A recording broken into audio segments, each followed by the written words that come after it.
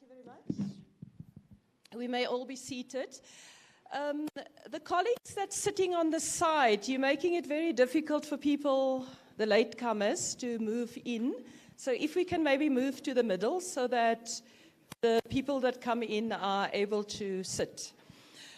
The Secretary General of the ANC, members of the National Executive Committee, Professor Daniel J. Mashau, the Dean and our host from University of Johannesburg, esteemed participant, a warm welcome to this energy dialogue convened by the African National Congress.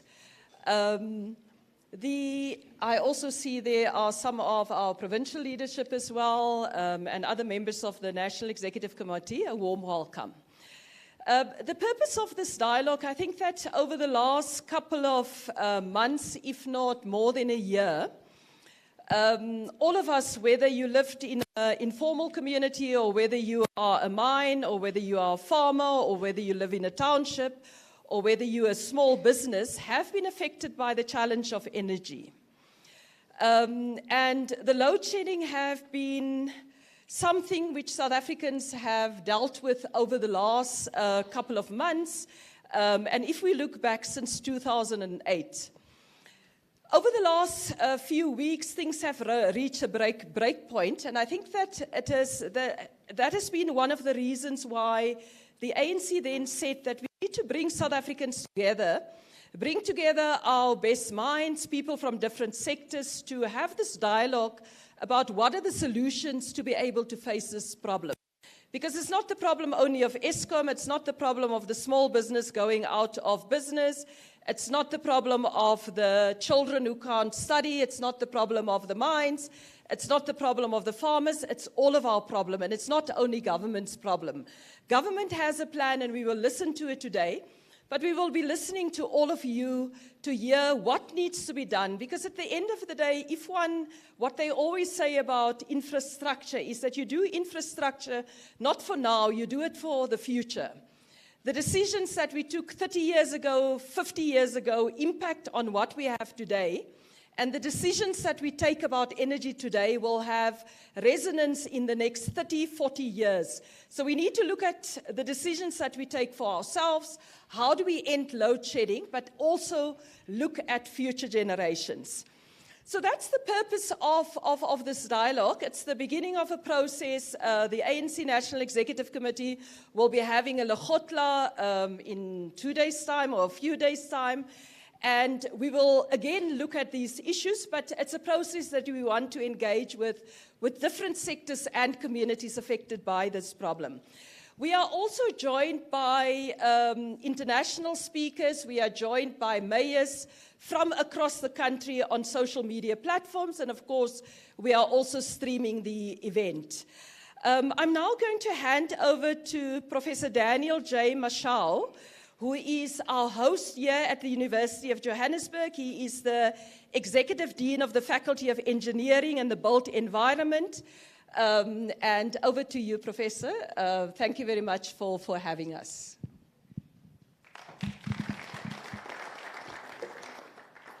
Yeah, Program Director, thank you very much. But in the discussion we had, I think we had to cross over to Jenny at 3:45, and it's already 3:45. So do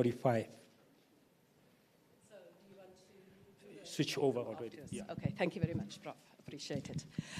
Okay, so are we ready to switch over to Germany? We've got one of our first speaker is going to be, and I'm going to, after this, hand over to the next facilitator, Ayabonga Kawe, that will do the facilitation of the dialogue on the international solutions. The international perspective by the German State Secretary at the Federal Chancellery, who is responsible for economic finance and European affairs, Dr. Jörg Koekkies. And I hope I'm pronouncing my German. Hopefully my Afrikaans help a bit, Zizi. Over to our esteemed Dr. Koekkies. Are we ready, Archie?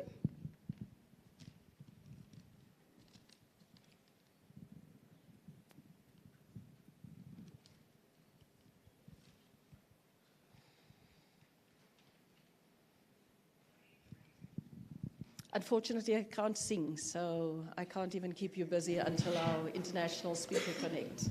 But I can try. They're not in the meeting, they're in Berlin.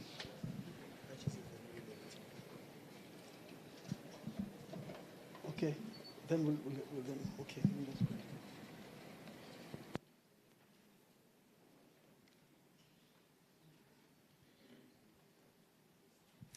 May I again appeal to colleagues who are sitting on the end and there's still empty seats next to you, kindly move to the middle so that people that come late, I know they're terrible, but do make space for them.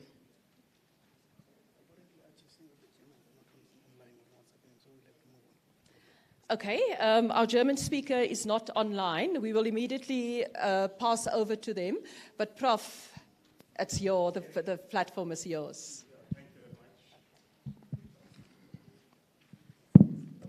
Good afternoon, everyone. My name is Daniel Mashao, Professor Daniel Mashao. I'm the Executive Dean of the Faculty of Engineering and the Built Environment at the University of Johannesburg. Looking at the audience, I could say maybe a little bit about myself, to say I'm born and bred in Ettridgeville, Pretoria West, and I did my PhD at Brown University in the USA. I spent some time at UCT and some time as well at CETA, where I met our program director, and I'm now the Executive Dean of the Faculty of Engineering and the Built Environment at UJ. It's really my honor to welcome and acknowledge various ministers, the Honorable Comrade Fikile Mbalula, and many others. I still believe that some will still be coming, and everyone who is part of this meeting, and I would like to say a protocol observed. We are truly honored at the University of Johannesburg to have you come here for this important task. As I was writing my speech, I was thinking about people who visit you once, and when they visit you once, they make you feel like they're gonna come again, but you know they're not gonna come again. And I have my relatives during the bereavements and funerals, and I'll have everybody there, and they'll say, oh, you know, we haven't seen you in such a long time, and we'll come again. And I know that the next time I see them is during another bereavement. But I do know that you are here for a very important task, and I'd like you to know that we are very honored to have you here. We are indeed dealing with very serious issues. Us at the University of Johannesburg are also affected by this in many ways, in terms of our teaching, but also in terms of the other work that we do. A little bit about your host, the Faculty of Engineering and the Built Environment. Okay. We are the largest faculty of engineering in the country. We offer a comprehensive engineering program at UJ, Engineering Science and Engineering Technology. We have over 10,000 students, and about 25% of them doing postgraduates. We graduate about 70 PhDs every year, and we are very proud of that record of pushing for excellence. Our vision as the University of Johannesburg is to be an international university of choice, anchored in Africa and dynamically shaping the future. And what we mean by that, we are talking around the excellence in our research that we do, and we are also talking about, when we are saying we are anchored in Africa, we are looking at dealing with local problems. On Friday, for example, Minister Blade Nzimande will be coming to launch our 3D printing of RDP houses that we have designed at our Doornfontein campus, which will be, thank you. So we really mean it when we're saying that, and also when you're talking about being dynamically changing the future. Today, coincidentally, as we are here, we have a conference next door, the South African University Power Engineering Conference, SAUPEC, and the colleagues there are also looking at the same issues that we'll be talking about, the power issues and how as a country, we can make a difference. I wouldn't want to take too long. I'm seeing some signs that maybe I'm overstaying my welcome, but I want to say we are honored, and we really wish that this dialogue, this time will deliver some solutions. It's always through this kind of work of discussing and coming up with solutions that we can solve the problems. Thank you very much, and do visit again. At UJ, we have the saying, welcome to UJ, and the UJ, at UJ we say, UJ all the way. So UJ all the way, welcome. Thank you very much, Professor. UJ all the way. We certainly won't be like those relatives that only come for bereavements. SG, we will be back before the next bereavement. But thank you very much, Professor. And on behalf of the ANC, very thank you to the university community that has really assisted us to have this event. We have our next speaker online. And I've introduced him already, but just to say that the German State Secretary at the Federal Chancellery, responsible for economic, finance, and European affairs, Dr. Jorg Koekkies. And I've also been informed that we have the Minister for Minerals and Energy, Minister Gwede Mantashe, as well as the Minister of Public Enterprises, Minister Pravin Gordhan, also online, and they will also be part of this dialogue. But I now hand over to my co-facilitator, Asibonga. Thank you very much. I love to hear it, Asibonga. Thank you very much, Comrade Phoebe. My name is Ayabonga Tawe. I'm going to be the program director. And I don't want to spend too much time, I guess, because I'll say a bit more. But to welcome the German State Secretary at the Federal Chancellery, responsible for economic, finance, and European affairs, Dr. Jorg Koekkies. I certainly hope we have you on the line and you are ready to give us some reflections. Dr. Jorg, okay. Siyafunda, Jorg. Dr. Jorg Koekkies, I don't know, do we have him on the line?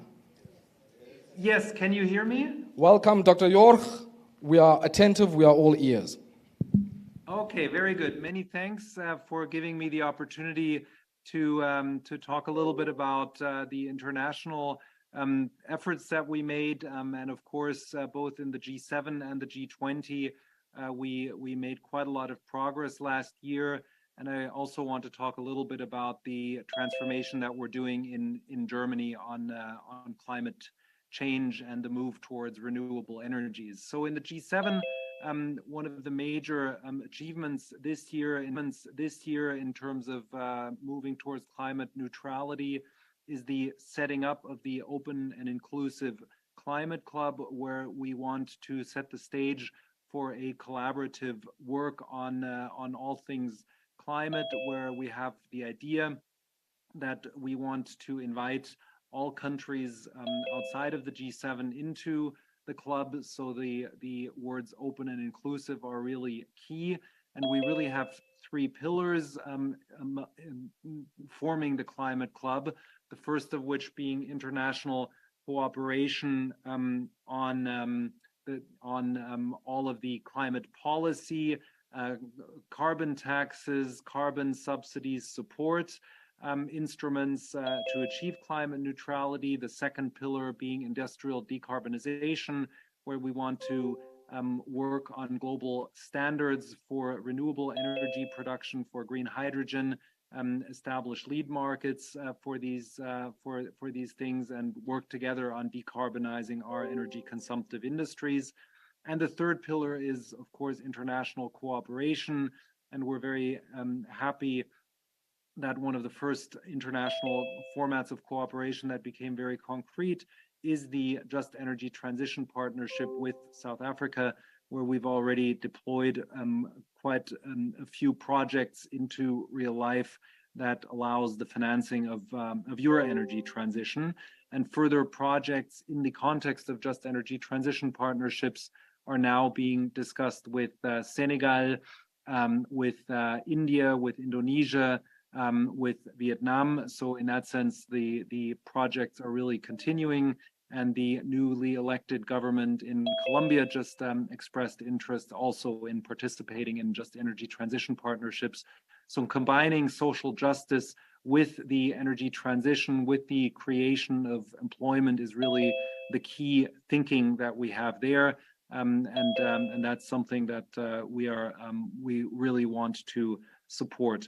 And of course, the G7 presidency, and that was reinforced at the G20, was also very clear that we finally have to achieve our goal of 100 billion of annual climate finance cooperation. So I think that's something where Germany is certainly making steps towards fulfilling our obligation under the agreement towards the 100 billion, and other countries, both in the G7 and the G20, have also expressed the common goal towards achieving that, which all, of course, play into the ultimate goal of achieving the goal of carbon neutrality and the 1.5-degree goal of the Paris Agreement. I just want to say a few words also on what we're doing here in Germany. The goal is to achieve 80% of our electricity production through renewables by 2030 and 100% of electricity production by renewables in 2035. We have very ambitious and far-reaching goals towards achieving that. Of course, as you know, we have been somewhat sidetracked in our efforts by all of the consequences of Russia using energy as a weapon against us and other European countries. Russia unilaterally stopped delivering gas. Of course, we also had a reaction to that. We are no longer importing coal or oil from Russia. So in that sense, we are undergoing a bit of a sidestep by increasing the domestic production. And you may have seen some controversial projects where coal is an element where in the short run we have to increase our domestic production of coal to substitute out of other fossil sources of energy that used to come from Russia that no longer are coming from Russia. So in that sense, we are open that that is sort of an intermediary step that does not distract us from our medium and long-term goal from moving entirely into the renewable energy space.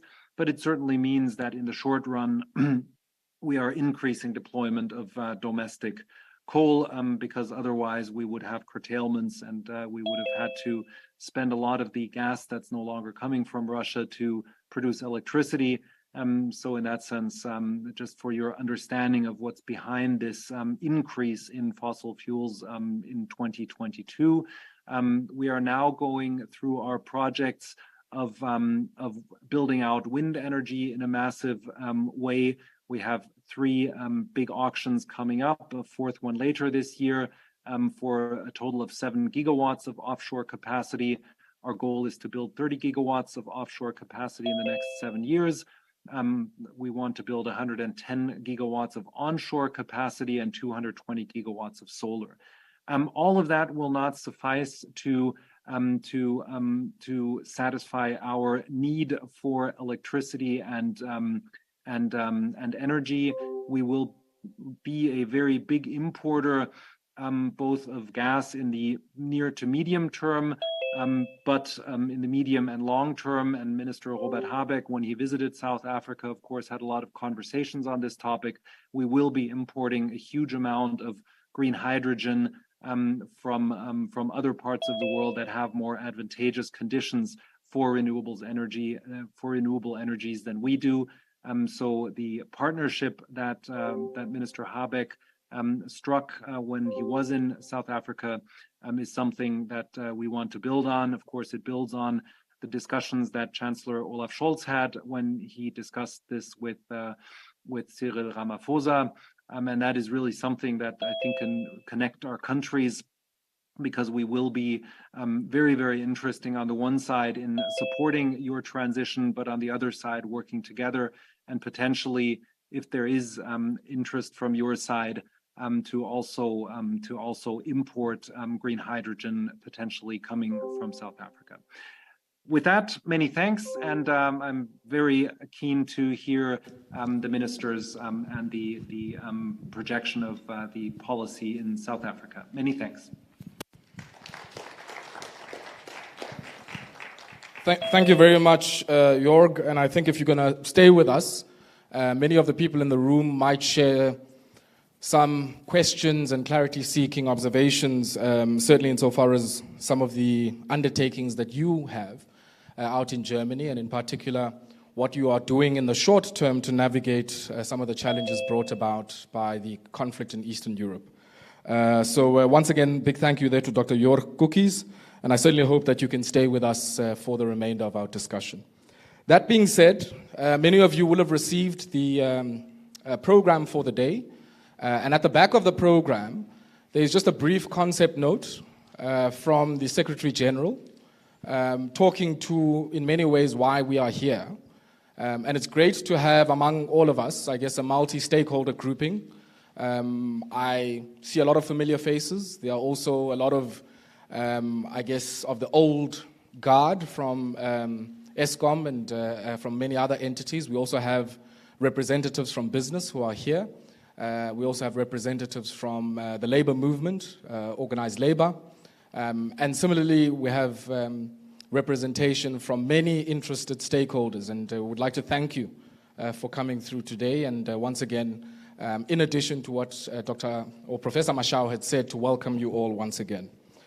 Without maybe any further delay, let me call up the Secretary General of the African National Congress, Comrade Fikile Mbalula, to give us the keynote, but also some scene-setting remarks. Nopal. I had to go straight to you. Everyone here is here to hear some of your remarks. Please give the Secretary General a round of applause. Thank you very much, Program Director. Ladies and gentlemen, it is an important occasion for us in the African National Congress to gather in this institution in the way we have gathered. It's been a long time ago where we engaged with the intellectuals and also with the students and everyone else in the public discourse in South Africa. And normally we address the public discourse with press statements, and it is enough. And there is a drainage of ideas in the Republic.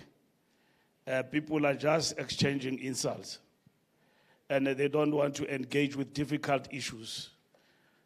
Even if you come from anywhere, but the national debate has actually suffered in a way. And that is why we in the ANC have decided that let's talk, but not endlessly, with the understanding that we are facing a crisis. And in this crisis, there are ideas from experts and everyone else. I've seen people whom I know very well that are not experts on energy, but paraded in the media as experts. So I can't judge them. I think they too have got ideas. So we must listen to ourselves and have a decent conversation. We come from a difficult period in this country. It's not for the first time. In the years of Gia, once we came into power, we had a lot of engagement with COSATU in our ranks. And then they then came with concept like a 1996 class project. And we had a lot of blows exchange with COSATU leadership. Vavi that time, I was the Secretary General, and Zizi was my spokesperson. And then he called me a schoolboy. So Ace Makashule is not the first to call me a boy. So then we had a lot of ideas exchange with vets, a lot of our comrades there in the party and the left and so on. We engaged robustly in ideas. It was sometimes not a nice debate because they took to the streets.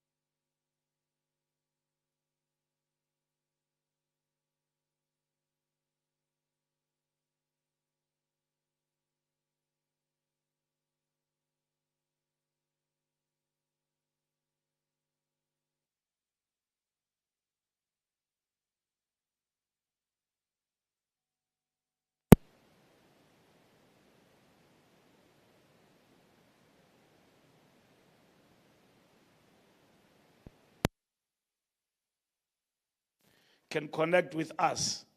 So you are going to blame others and blame the media, but you've got the tools at your disposal in this era of globalization, technological highway, you must use. You come to the event, you want to register people, and you know we are not good with registration and registering people. And then the whole mass of people is standing outside. So we've got to do things ourselves, and so that when we advance, we don't blame others. So, ladies and gentlemen, thank you for this occasion, and thank you to the team, and thank you to Luthuli House, Phoebe. Phoebe is our general manager. She's now been elected in the National Executive Committee, Dr. Phoebe Potgieter. Now, because of that election, she will cease to be general manager. I don't know what we'll do for her in terms of the future, but we look to retain her at the political level to advance the cause of building a strong African National Congress. So give Phoebe a good round of applause and the team. And then we are roping in Langazita. Langazita is going to be our Chief of Staff in the Secretary General's office. We're bringing real comrades now, so to the fore. And the entire team at Luthuli House, the staff that work on this, I can't mention them name by name individually, but I want to thank them, and also want to thank the response. We want to have a lot of this dialogue on a number of issues. We only engage during elections for manifesto and then it's gone. We are not solution-oriented. We don't behave like a party that is in power. And even when our ministers are going astray in terms of transformation, there is no voice to listen to the different sectors. I hear a lot of young people, black, whom we have created, saying all sorts of things and all of that. And we don't create platforms to engage with them.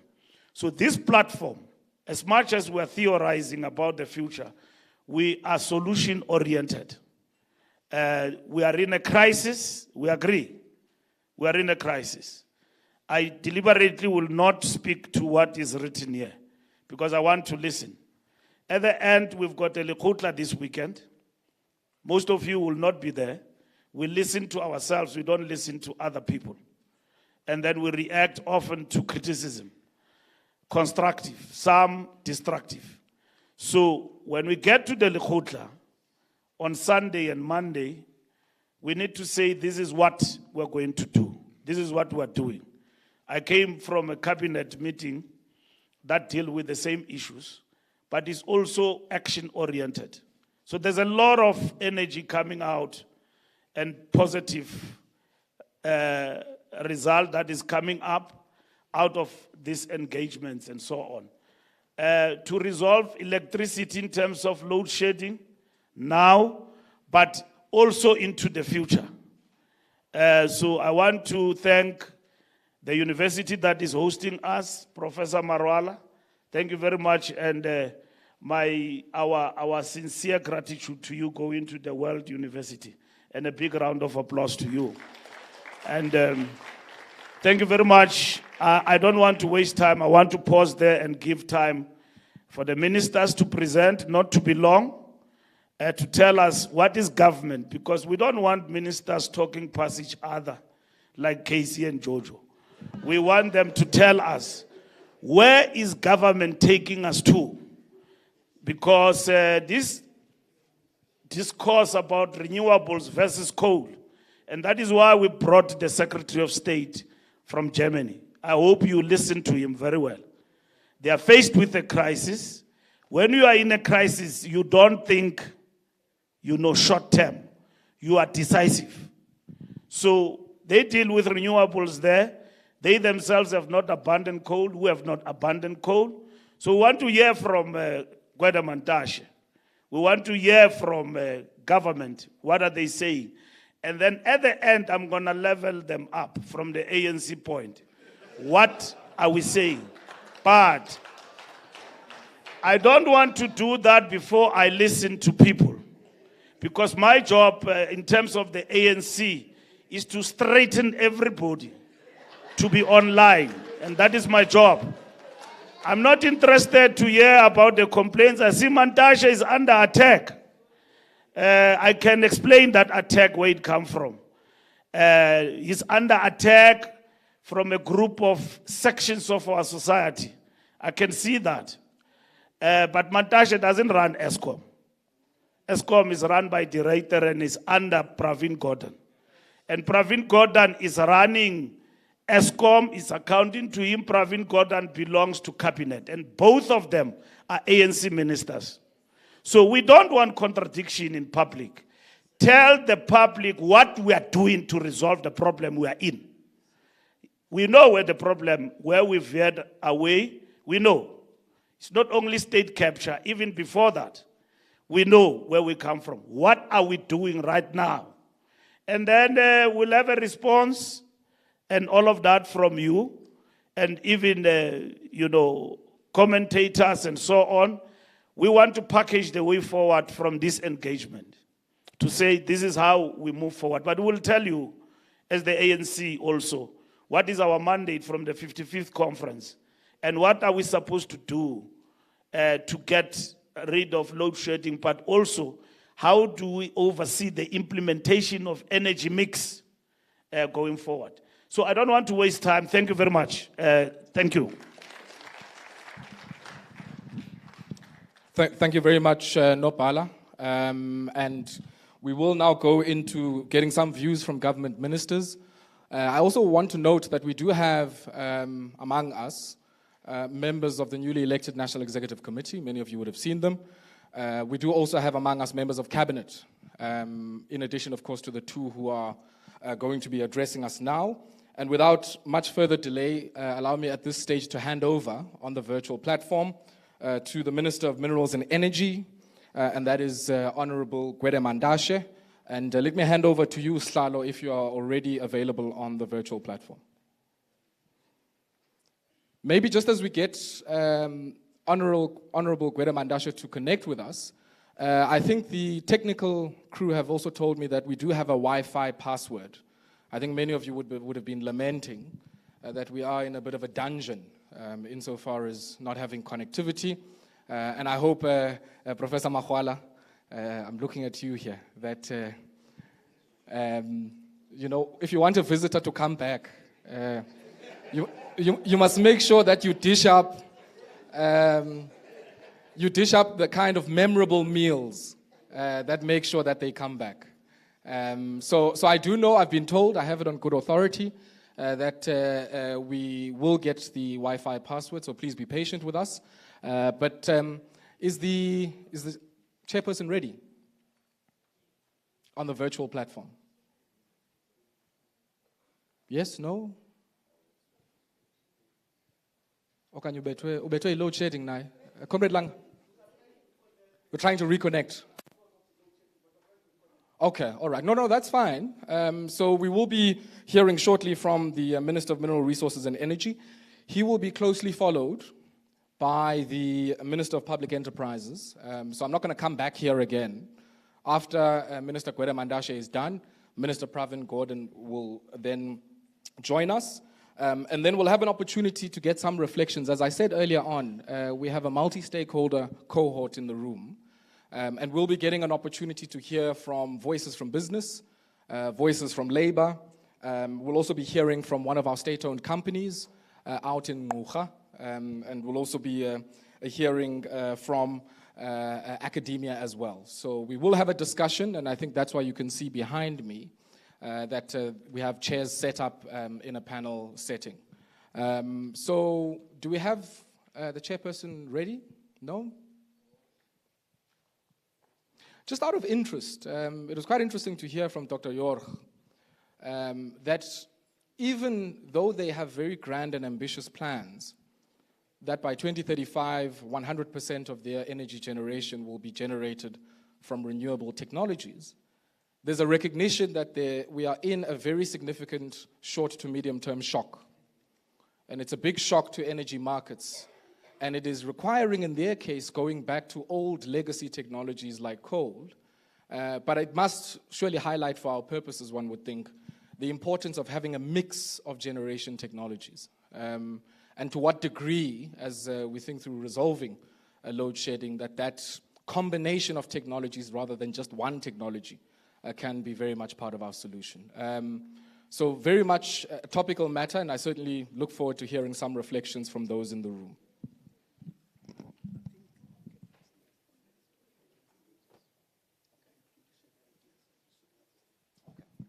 So I think as we sort out the virtual platform issues, oh, is it sorted? Oh, perfect.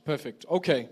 So as I said, I'm not going to come back here straight after the chairperson has spoken. We will then get reflections from Minister Pravin Gordhan, and then thereafter we'll have an opportunity to have a brief panel discussion with some of our panelists who are here. But without further ado, let me hand over to you, Minister Mandashe Slalo. Manikele kuwe.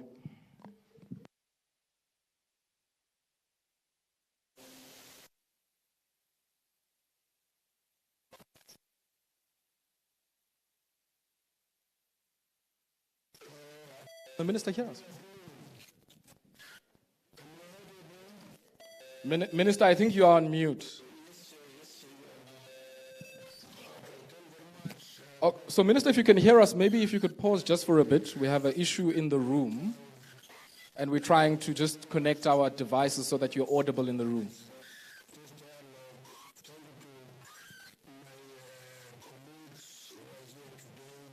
Hey, acoustics.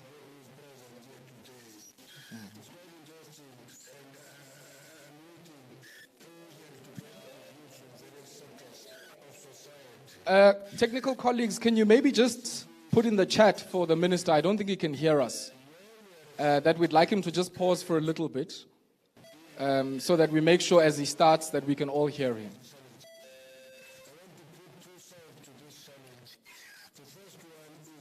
So we've been with hybrid setups for nearly 3 years now.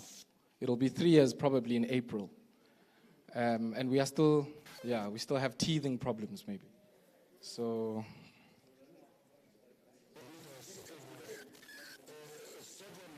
Utunopala, they ran a conference hybrid, no problems. So, we can't be challenged just in a symposium. Are we winning? I'm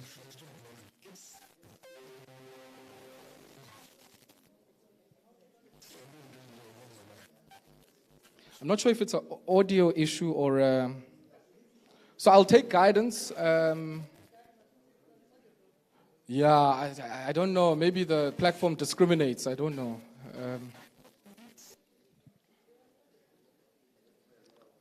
So maybe what we might want to do is to just give it a few minutes, and then thereafter, if it doesn't work, I think the proposal is to get some of the remarks from our respondents. And just to give you a sense who those respondents are, going to be joined by Dr. Kenneth Creamer, known to many of us here. He's a macroeconomist out at the University of the Witwatersrand. We're also going to be joined from SANEDI, which is the South African National Energy Development Institute, by the board chair, who is Mr. Stelo Kulu.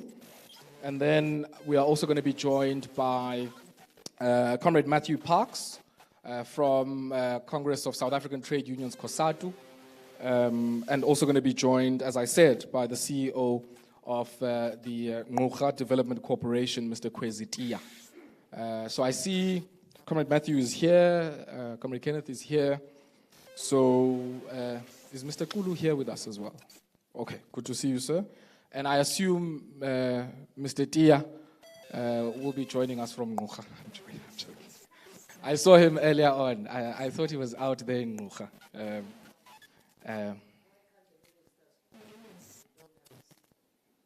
Why can't they call in? I see. Technical team, is an audio call a possibility?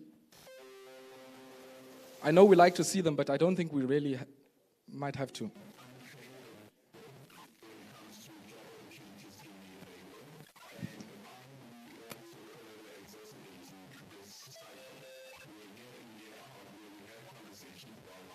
Okay, so let me call up my experts. Dr. Krima, Babkulu,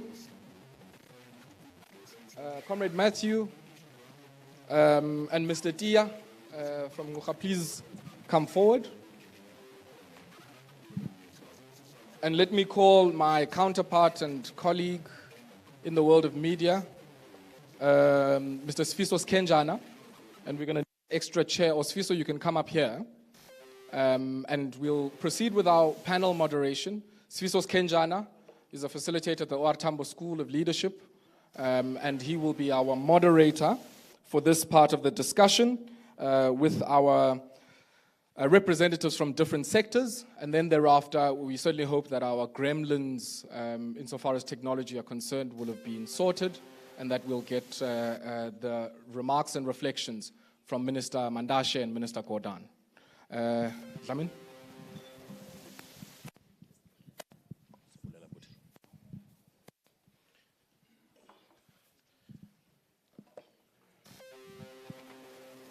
Good afternoon, everyone.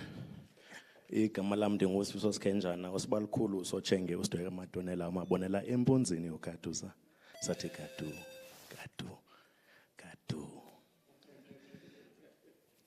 I say that because I stand as one and I come as 10,000. And it's important for us to even recognize that such a setting, we are one here, but we are representing an economy of millions. So certainly thank you for giving me the platform to engage the conversation, and it's an absolute pleasure to be engaging with our panelists on quite a complex issue, and certainly I think one that needs a little bit of detail to unpack.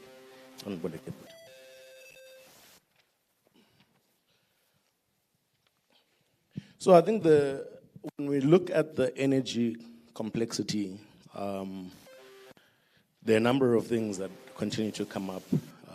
There are questions around Eskom, a network industry as an economic enabler, and also Eskom as a developmental support agency for electrification and all of, I guess, related developmental issues.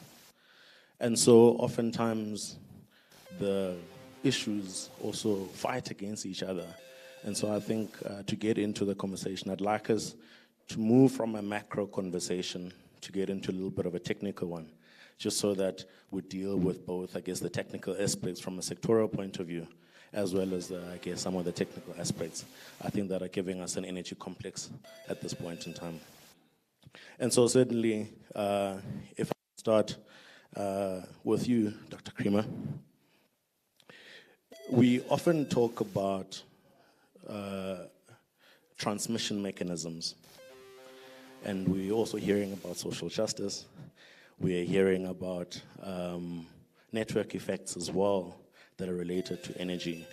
And everyone always wants to get to a point of giving a rand value of what load shedding is costing. But there's a societal component as well in terms of human capital development and all of those things that, of course, I mean, if you would have seen some literature coming from the World Bank, that kids who didn't have digital access lost about 1.6 years worth of education during COVID. So there's a whole lot of complex issues that come on the back of this.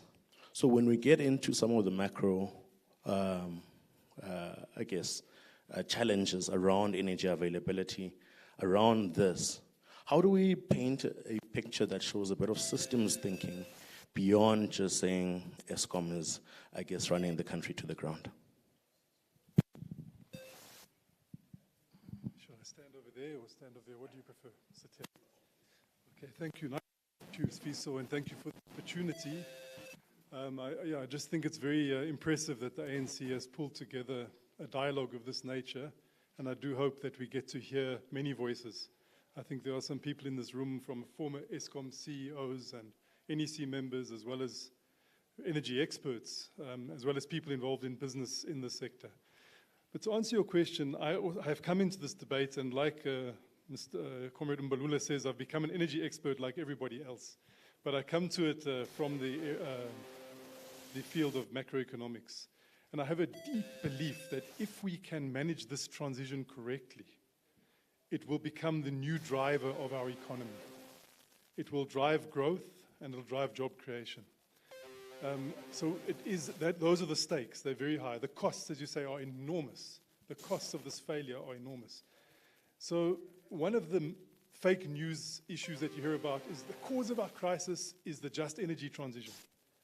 But I strongly believe that it is the way out of this crisis is the just energy transition. If we manage it correctly and we manage the systems in the sector, as you say, we will be able to, the apartheid economy was based on what they called the mineral energy complex, where they took coal and they converted coal into electricity and they became industrially competitive. Obviously, there was super exploitation of black labor, there was land dispossession, many elements, but at the industrial core, there was this minerals and energy complex, converting coal into cheap electricity so that exports could be made and jobs. That model is gone.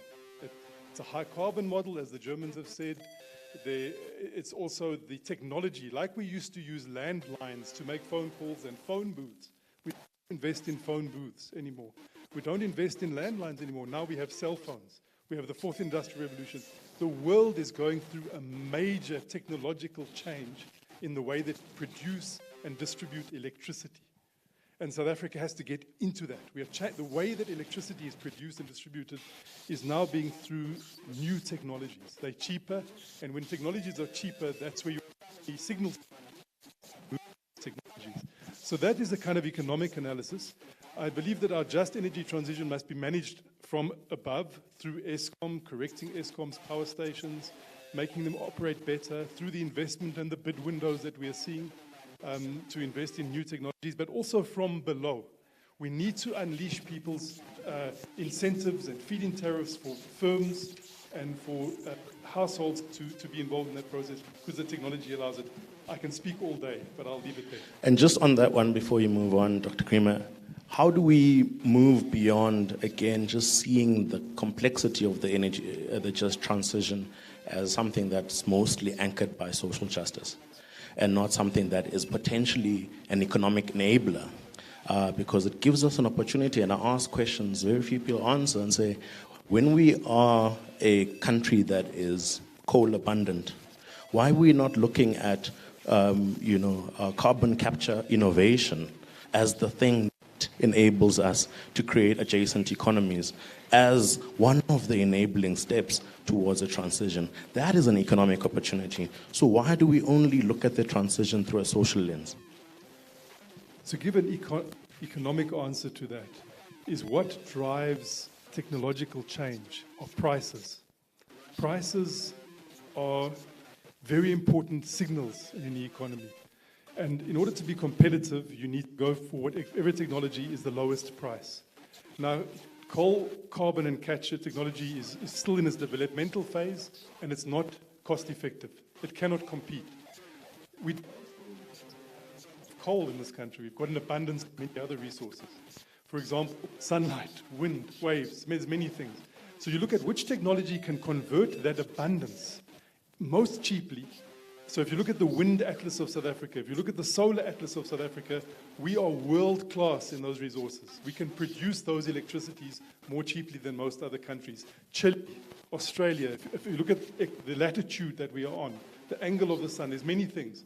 We are we must follow those price signals. We will have coal in our mix for decades to come. Medupi, Kusile, they will be with us. We'll be mining coal. It's going to take. Our long-term strategic planning must be signaled by signals. Then the just part of that transition is the people. And especially important, we represent people. And manage that transition. We say, well, this is the economic fundamental of our growth. If there are going to be negatively affected areas in Mpumalanga and sectors, if there are households that need support, then we must target that support. I'm very concerned that there's an idea that we mustn't give Eskom price increase. The problem with that is you can weaken Eskom further. You can weaken Eskom further, and we'll have to bail it out more. We'll have more load shedding. So we need to have sensible, joined-up solutions that are sustainable. We need to have targeted support. Instead of cutting it for everybody, target it for the people that need it. The small business, the farmers have made tremendous consultations as to how we could improve their shedding schedules so they can do the milking and that. With the hospitals, the schools, we need to manage more carefully in a targeted manner. Thank you very much. No, thanks, Dr. Kremer. And if we do have a chance to revert back to just in terms of the engagements, I think one of the things, I think even when kind of solar and wind came, the marginal cost was way higher than the marginal cost of producing coal. So I'm not entirely sure I share the sentiment that we can't incubate innovation towards carbon capture, innovations that ultimately will result in a revealed comparative advantage, which will make it marginally cheaper than the localized cost of energy. But maybe I'd like to reflect on that in a little bit. But you've, and to segue on to the point you've made, I'm going to go to you, Mr. Kulu.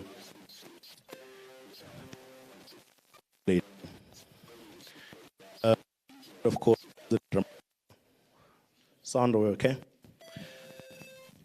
Of course, heard President Ramaphosa, I guess, coming out in public and saying that, urging us, or rather, to hold on from giving out the tariff. And the fact that results on the back of that. One, it almost suggests that the process that goes through the regulatory process of going through your multi-year price determination is optional, and that it is a time in which we can pause when it doesn't suit. And I think coming from your context, how do we navigate an evident consumer pressure point, as well as understanding that the role of the regulator is there to actually ensure that we've got a sustainable utility?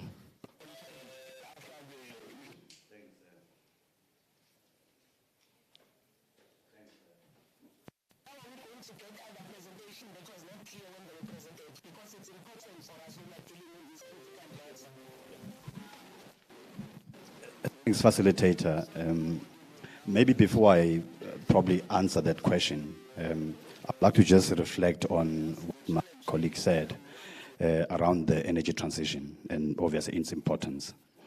I think the first thing is that there is a need for the transition, obviously from the technology point of view, because we don't have a choice. If the technology is moving, we have to move with that. And I think as a country, that's where we are, where we can actually not wait any longer. The world is moving. We've heard from Germany, etc. So therefore, we need to, as well, as a country, be able to try and actually follow suit.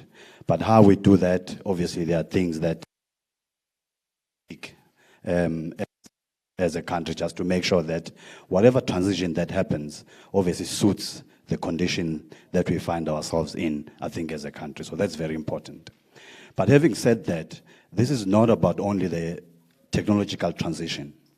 We need to reform also the energy markets, because if we leave that behind, all the nice things that we talk about without a road will actually not work, because there has to be a bidding system, there has to be an unbundling that needs to happen. But also, we should not be looking at ESCOM alone. We should be looking at the entire electricity supply industry. I've seen in a discussion, I've followed, I think, with the media, watched some of the colleagues speaking. If you look at the entire ESI, for instance, we've actually left out the local government space. And by the way, they've got a role to play in actually addressing the challenge that we find ourselves in. But I'll come to that later.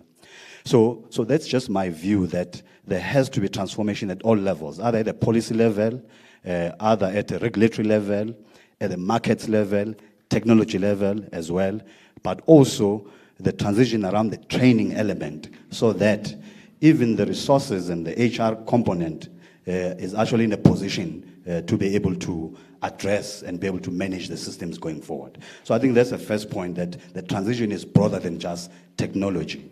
And at the end of the day, the transition should not be seen as moving from one technology to the other, but rather moving towards the mix going forward. That will be balanced, either informed by the IRP as we know it, due for review, so that our transition is structured and again addresses all the issues. So I'll pause there and then say, all that we're talking about is good, but we find ourselves in a crisis. I think at 4 o'clock, we're the load shedding. So all these nice things is going to be difficult for us to transition if we're in a crisis. So I think what is critical is for us to stop the bleeding. Because if we don't stop the bleeding, all the nice things that you talk about, they will actually not happen. Because we'll be bleeding. And as we're bleeding, obviously there's an impact on the economy, as we actually, we are all aware. If you look at the last year's 2022 numbers, in terms of the cost of unserved energy from the CSIR report, 526 billion. So you can imagine the impact on the economy. So therefore, my view is that we need to focus our energy in actually stopping the. So that's the first thing. So by doing that, of course, our solution should have sight of saying that we're actually in a transition period. So whatever we do to stop our bleeding should take into account how we're going to look like into the future. So I think that's the first thing. I wanted to just to comment on that and actually try and have some of the priorities so that as we move forward, as experts, as energy experts, as economists, etc., we actually take that into account and be able to structure our roadmap in that way. So coming to the MYPD process, we've heard about cost-reflective tariffs. So if you look at the MYPD process from the ESCOM point of view, I actually met Brian Dames, outside. We kind of wink at each other. So if you look at that particular process, it takes into account the entire model of the revenue that needs to be generated by ESCOM, informed by the tariff increase. It takes into account the operational expenses from the ESCOM point of view to get into that particular bottom line. So the entire budget model is modeled behind the MYPD program, with a gap to address the revenue clearing account if they don't meet those. We've heard about those increased intermediate. So therefore, we need to understand if you touch any component out of the MYPD process, you are affecting the entire process. So now, I've actually looked at the roadmap from the NECOM, and as well as the ESCOM roadmap that was presented 2 days ago. That has budget implications. So let's say now we take a pause from the tariff increase point of view. So it means ESCOM has to go back and rework its income statement and be able to make sure that they actually cut the expenditure so that it balances the revenue at the end of the day, because otherwise it will be an unfunded program.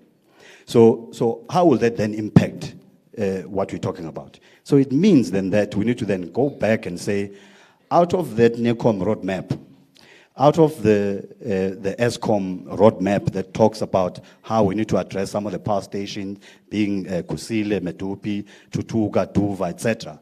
So if that 9 billion that is budgeted for, which is also reflected on MYPD process, we need to go back and say we need to cut that particular budget. So that's the impact. So if we're really bleeding for now, so how are we then going to go back and say we need to actually up the maintenance or refurbishment of power stations so that we stop the bleeding? So all I'm saying is anything is possible, but we need to understand the ecosystem so that we're in the position to make the informed decision around those elements. So I think that's really my view. Having said that as well, we need to have this balancing act. The balancing act meaning that if you look at the affordability of on the street, what does it mean at the end of the day? If you look at the impact of load shedding to all the large power users, as an example, people that drive the economy of this country, with these increases, what is the impact as well? So therefore, the regulator as well has a responsibility to make sure that there's a balancing act that needs to be taken into account in actually deciding on the tariff increase. So that is not only about really ESCOM, but is about ensuring that the entire society is able to afford. Because otherwise, what's going to happen is, although there will be increases, but the man on the street won't be able to afford. So therefore, there will be a high level of non-payments as we actually see them. So I think that's really my view and my reflection, I think, around the two issues. Thank you. And I'll just double click on the last point that you made, please, Buti. Specifically around cost-reflective tariffs.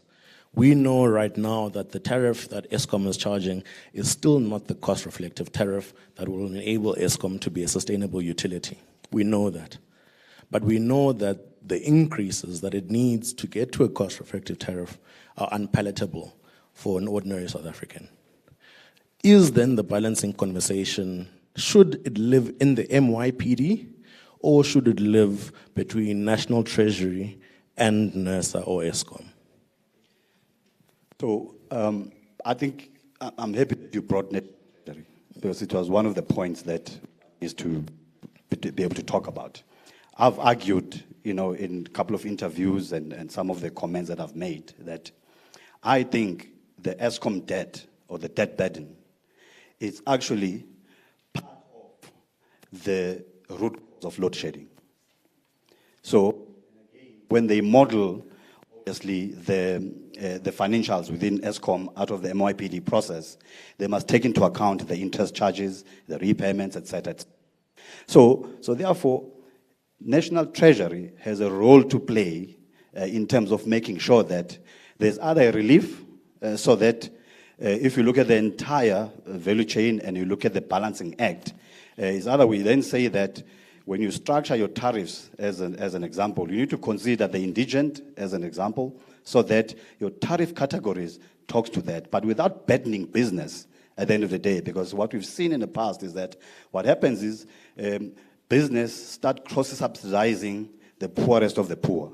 So maybe in actually putting all that together, it has to then take into account what contributions that will then start dealing with the issue and also the socio-economic issues that we actually. No, thank you very much for those reflections. And then, Mr. Tia, I think, one of the challenges that we found, South Africa, 1996, manufacturing contributing, 28.8% to GDP. We look at manufacturing contributing just north of 11% to GDP right now. Manufacturing is historically a high-intensive energy user.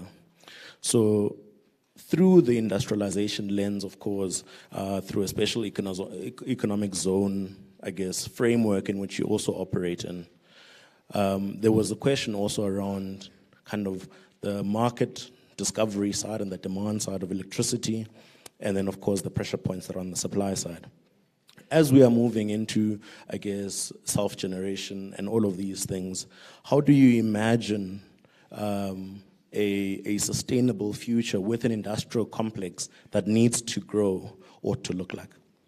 Yeah, no, thanks. I think for us, this is a very relevant topic, because not as a location for investments, for industrial investments, but because of two major energy project investment that needs to come through over the next few years, the green hydrogen ammonia one, as well as the unintended gas to power project. I think the issue more is about how it translates to a firm level impact, where now firms start to take on costs that they would not have thought about. And as a location, or as a country anyway, you then don't become so attractive for those investments. That's the first thing. And it's very, very difficult to then have a convincing story if people don't have a line of sight as to where the energy situation in the country is. And part of the other problem we then have is that we default to calling electricity, whereas electricity is a component of energy. And linked to that, and because we've got national leadership here, I need to say this. I think the state needs to be very conscious of its role. So on Sunday, I listened to this Eskom update. And, well, there's a debate about the number, but we were told we must endure 24 hours of load shedding. But this Eskom is not the Eskom that was formed in 1922. It's an Eskom that is going through a process of restructuring. So why is it acceptable that that Eskom can tell South Africa that you're going to have 24 hours of load shedding? Which then means that the state needs to think differently about taking decisions that are cognizant of Eskom, but independent of it. The engineer in me says, at the moment, we focus of every solution linked to Eskom, almost like we focus every solution to a single point of failure. The connection of the IPPs, new generation capacity, how it's connected, maintenance, buying diesel, and whatever. And so I'll just pick on a point that Kenneth said. We may waste the crisis. We must not waste it. In this sense, The state needs to transition to a different collaborative effort with citizens and firms, and that it can do through how it incentivizes them to change energy use. The reason why you've got 18 million households in South Africa and almost 14 million use electricity for heating is a function of a historic cheap coal, which has changed over time, but the cost to then switch is much more higher, and if you put the burden on the firms and on citizens, it's much more difficult to switch, whether it's to gas or to solar or a mix of the two for cooking and heating. And I think we may miss the crisis if the state doesn't do that intervention. Let me just make two international examples that relate to this and how they link, so one or two of them links to industrial policy. I'll end very quickly.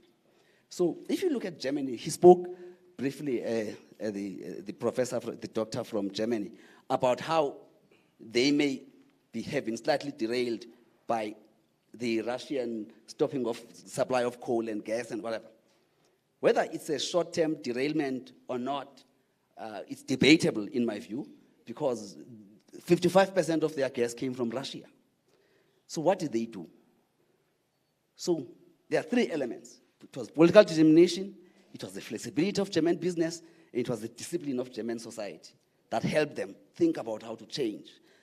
So what did they do? 3 days after the war started, they actually passed a special law, an emergency law. So here in South Africa, we think that there's a constitutional problem about emergency provisions to change something when there's a shock. They passed this law, and before, and I say this tongue-in-cheek, before February 2022, Germany could not spell the word floating storage and regasification unit, which is a unit you use to take gas that is chilled and convert it back to gas and all of that.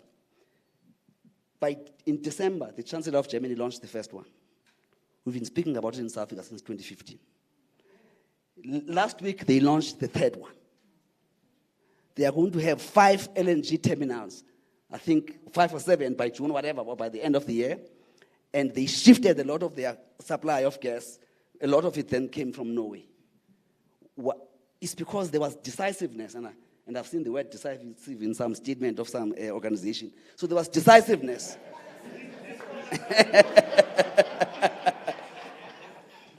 and then they took particular decisions. And at the same time, and I'm not saying we've got the same fiscal thing. Sometimes we suffer from fiscal dogma. But they took decisions around utilities that had gone bankrupt in that time. Very large ones, by the way, because it was an immediate challenge. And I think, so when we talk about the solution around energy, we have to think about the now and the medium term, and the people are suffering now. So the issue around the collaborative actions by the state is about how you deal with now. Let me just use another example which may deal with the now.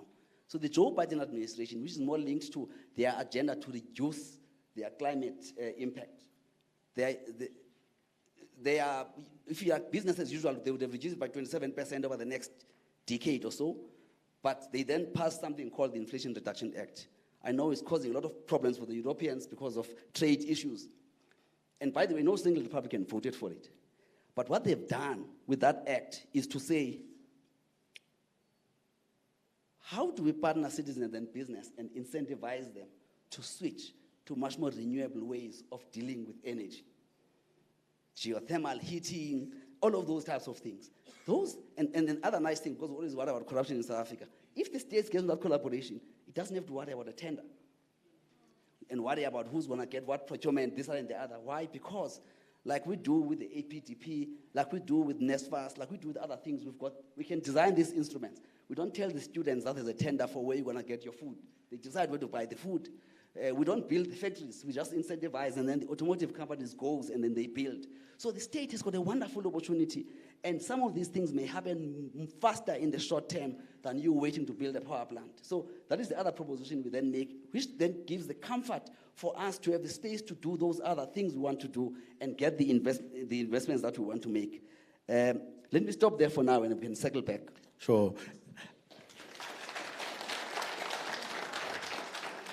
And just to hold on 1 second on you, but the thing you've touched on quite interestingly is the role of incentives.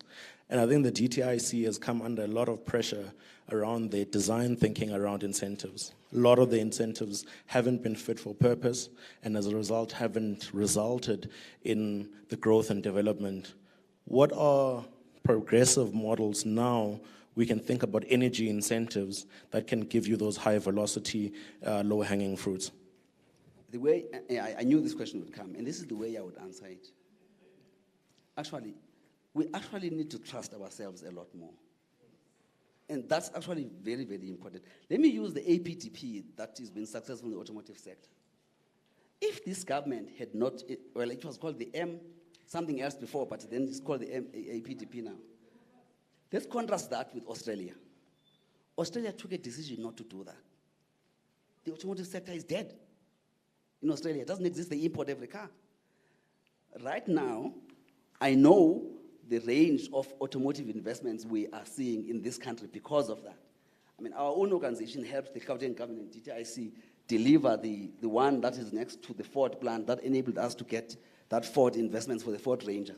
But on the back of this incentive. So we can criticize many, many, many incentives, but let's not throw away the baby with the bathwater. And the incentives don't have to be all industrial. We actually have got many incentives. We give people incentives to get homes, and we call it RDP housing. We give people incentives to go and study at school, and we discriminate because we say, if you don't have a particular income, we're going to give you this. If you've got this income, you don't get that. We do that all the time. I'm not saying we're perfect. We do distributional issues very, very well. We tax on a very progressive basis. So we've got enough knowledge in this country to design the right incentives that will ignite the behavior of society to move in a particular way. Right now, you go to every hardware store, a South African who can afford it is paying 13,000 rands to go and buy an inverter together with two small batteries, at least to have a bit of light. And some of them are buying these small units. Sorry, I'm an engineer, it's very practical. These small units for 1,000 rands just to keep the Wi-Fi going. But the question is, they are doing that because we are not supplying the electricity. So why don't we incentivize them to do that and lower the cost of them doing that and shift the burden? So that is the critical issue. That may be to emerging medium firms and other medium-sized firms or other companies, as well as to citizens. And the state must collaborate with society on that basis. And that's how you develop different forms of partnership. Yeah. Thank you very much, Pote. Mr. Parks, just to come to you, I mean, when we're dealing with a transition, one of the things that we've got to make sure as we transition is that we don't leave any human behind. And of course, coming from organized labor, one of the things that we've got to talk about, and it doesn't come out strongly enough, it is what are labor migration strategies that will step into this just transition? Any reflections on your part around that? Yeah, that's a big one. I don't know if any country's got a solution to labor migration issues. We've been struggling with it. I think with the implosion in Zimbabwe, you can see the change in South Africa. There's some countries we have a historical obligation to: Mozambique, Lesotho, Swaziland, Botswana, Namibia, Angola. I don't know what can we do, honestly, because no matter how many jobs we create in South Africa, we cannot create enough jobs for the level of migration we're seeing currently. It is a ticking time bomb. I think we see the xenophobic violence exploding now and then, where people are killed because they're Senegalese. You can identify them because they're very tall or whatever it is. And often it might be a small issue. It might be a fight over a girlfriend in a township or some small issue. But it's a ticking time bomb. If you look at the fuel sector, the restaurants, increasingly domestic workers, gardeners, construction, it's increasingly become migrant workers. Often employers will do that deliberately because they know the migrant workers are coming from a very desperate situation. They will accept a below minimum wage. They will not complain. They will not join a trade union. They will not ask questions about overtime. But it's creating a ticking time bomb because at the same time we have a South African unemployment rate of 43%, a youth unemployment rate of about 60%. So many of those jobs should have been gone to employ young township persons who will not have finding jobs. So it is a ticking time bomb. I'm not sure what can we do. I mean, Comrade SG can issue a hard-hitting statement about Zimbabwe. Zimbabwe will just say, well, that's your problem. They're happy to outsource their problem to us. We can talk about regional economic development, sure. But if the US, if Europe can't manage it, I'm not sure how we will manage it. It's a depressing response and not a good response. But I think what we need to do in terms of what we can control in South Africa, and look, we built a fence, you remember in 2020, we built a fence in Beitbridge. I think within 2 weeks that fence was gone, 40 million rand gone.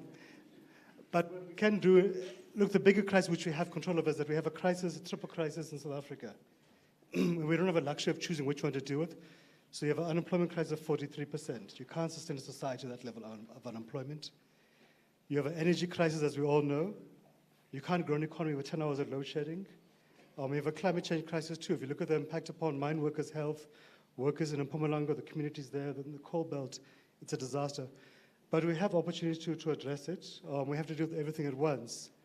This is also what kind of motivated us as COSATU we went to the Alliance Political Council in October 2019 to say, look, here are some proposals from our side, short, medium, and long term. We had made proposals, Comrade SG, to say, on the ESCOM, the biggest crisis you're saying is the debt burden. ESCOM can't survive with a 400 billion rand debt burden. So we had to say, let's cut that by half. So it's positive that Comrade Enoch is saying in February, Treasury will come with a proposal of up to 2/3, we hope, remove the debt burden for ESCOM. Because then ESCOM won't have to go to consumers every year with a double-digit tariff increase. I don't buy the argument saying, well, the tariff increase is not cost-reflective. We've been having that debate since 2006. Comrade Fikile, remember we had local elections 2006. We also load-shedded.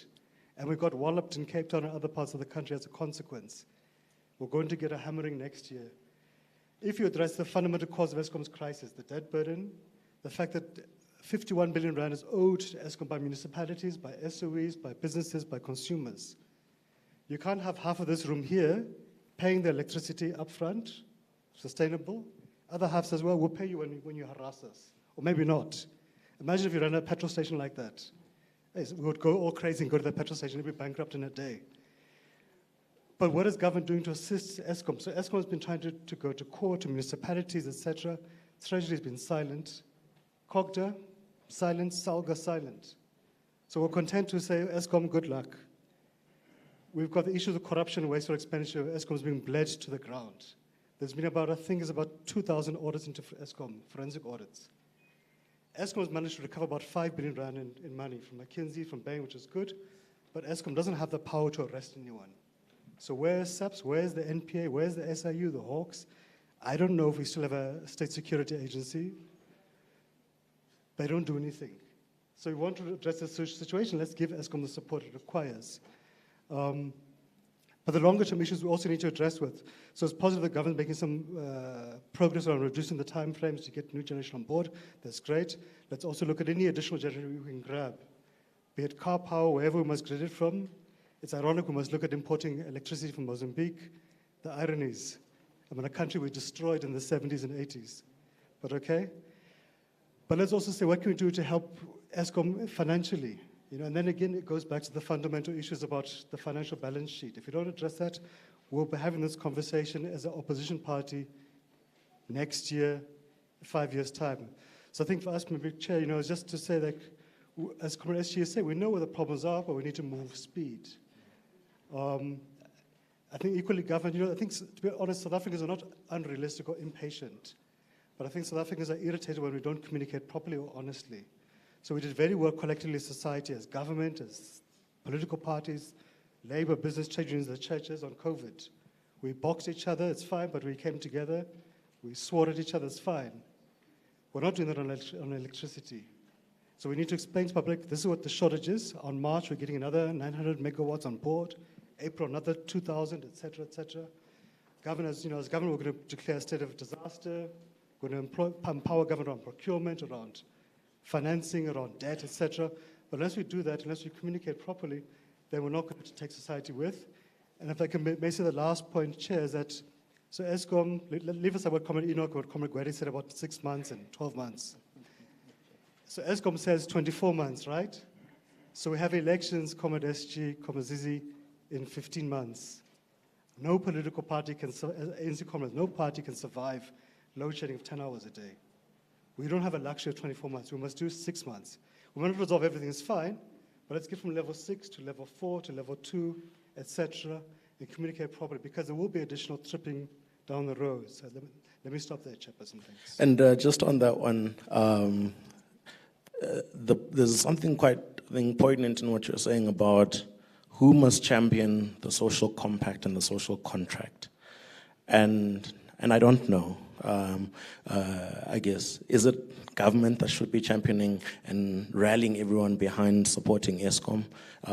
Any thoughts around that? Because I think, you've used, I think, COVID as a good case study around someone who championed the rallying. We boxed, but we moved forward. And I think that's quite an important one around ESCOM.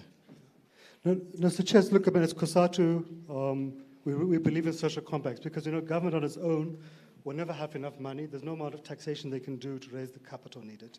Business doesn't have the political muscle. Labor, of course, we have labor, but we don't have, additional resources beyond that. So all of us must contribute. Even the churches must contribute, etc. So I thought, government must obviously apply the rule of law. So it must champion that part, must give resources, the support to ESCOM, etc. Business must also put money to the party, Government cannot pay for everything. So we'd want to see from business investing in generation capacity, but also building solar technology locally. Why are we importing solar panels from China?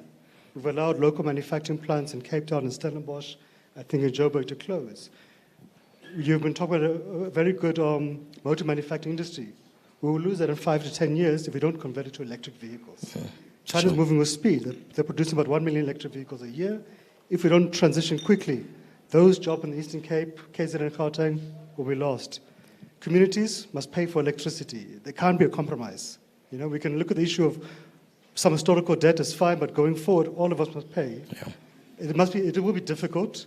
Of course, you can alleviate that by saying indigent households must receive the free electricity. Municipalities must also make sure that communities are registered for that, it's renewed, etc., etc. From labor side, one is that obviously workers, produce the labor at ESCOM, at mines, etc. But our members must also not be afraid and must be protected when they expose corruption. Because there's a huge amount of corruption which is endemic, and you will see in ESCOM power station managers allow maintenance to be sabotaged so they can give a contract to the brother to come and do the repair work. Again, around the coal, trucks, etc. But I think also, Chair, is that we have an interest as Labour because there's about 104 billion rand invested in ESCOM bonds through by the PIC, which is workers' pension funds. Workers' pension funds in the private sector also be lost if the economy collapses. So I think it's about all of us contributing, and because they're all in the same boat together. Sure. Thank you very much. Can we give them a round of applause, please? I think it's been a great first round, and in about 10 minutes we're going to have the addresses from the ministers, and then we'll open the floor, I think, for questions. So please do note your questions. We are going to get to the point of engaging and hearing your ideas and your solutions as well. Dr. Cream, I want to come back to you on a point that's just come through as well around, I guess, import intensity in South Africa. And particularly when there are new industries that are growing. So there's a solar industry, there's a wind industry. We are procuring and getting some things from outside the borders. And there's a fine balance between protectionism and economic nationalism, right? Where the one is really ensuring that you just block out your borders by using tariffs or whatever, and the other is that you incubate, like we did with OEMs in South Africa, an industry that can support local industry. I guess where are your thoughts around this particular energy complex, in particular ensuring that we build local capacity to support it? Oh, thank you. I would like to answer that. I don't want to be out of order, but I'm really keen to hear a few questions, open it up for 10 minutes, because they've heard us now, and then we can answer a few questions, if you don't mind. Are we comfortable? Okay, we certainly can take. We've got the first question that is in 10 minutes. The minister is coming on. Just a brief proposal. Yes, sir. Minister Mandashi is on standby for 5:15. He will make some remarks, and then Minister Kodan will join him thereafter, and then we'll open it up. Okay, I'll answer it. Just a brief answer, and then maybe we'll wrap up. Okay. Thank you. Okay, well, thank you for that question. We obviously want to maximize the value add and the industrial policy and the manufacturing in South Africa. The more value add we can do here, rather than exporting raw materials, the better for our jobs, better for the value of our exports ultimately. But industrial policy needs to be well planned and well coordinated. My concern about how we're handling the energy transition now is that it's too highly contested. We need to find a way of talking with one voice so that we can move together. What I'm getting at is, for example, a few years ago we had a factory in the Eastern Cape making wind turbines. We had factories in KZN and other places making solar panels.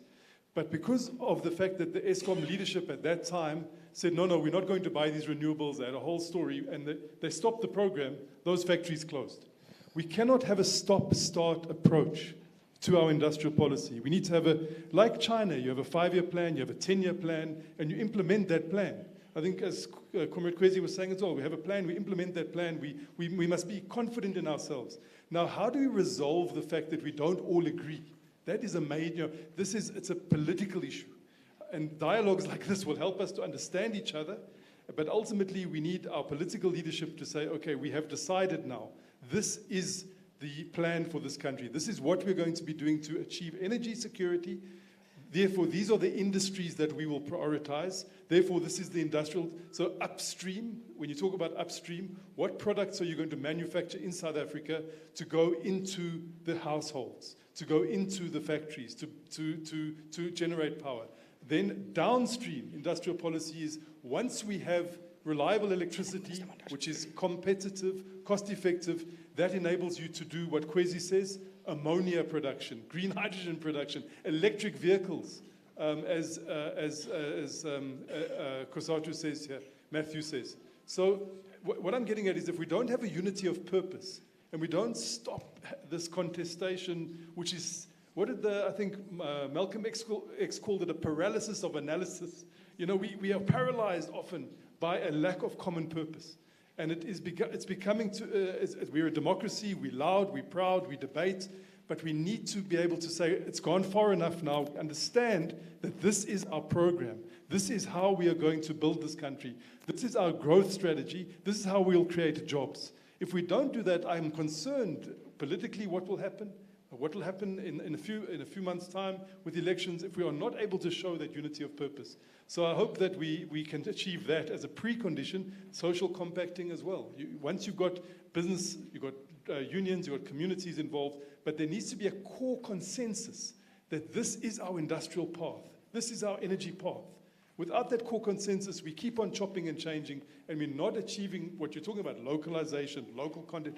They're all going to be theoretical concepts. We'll not be able to achieve that without the unity of purpose. Sure. And,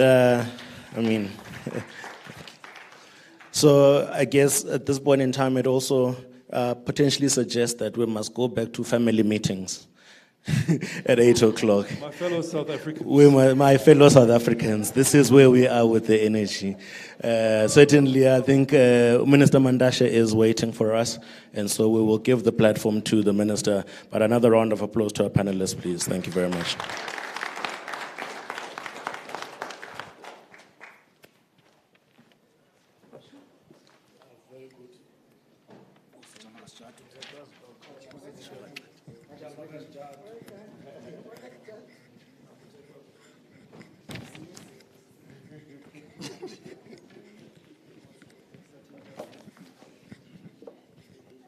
Oh, this is on. I was hoping I was going to find a button.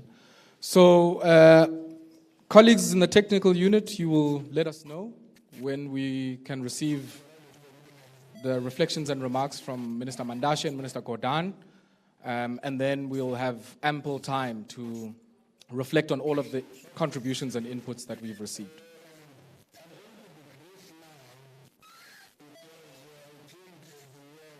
Okay. Any signal? Comrade Vugani? Same problem, okay. So if we have, Minister Mandasha?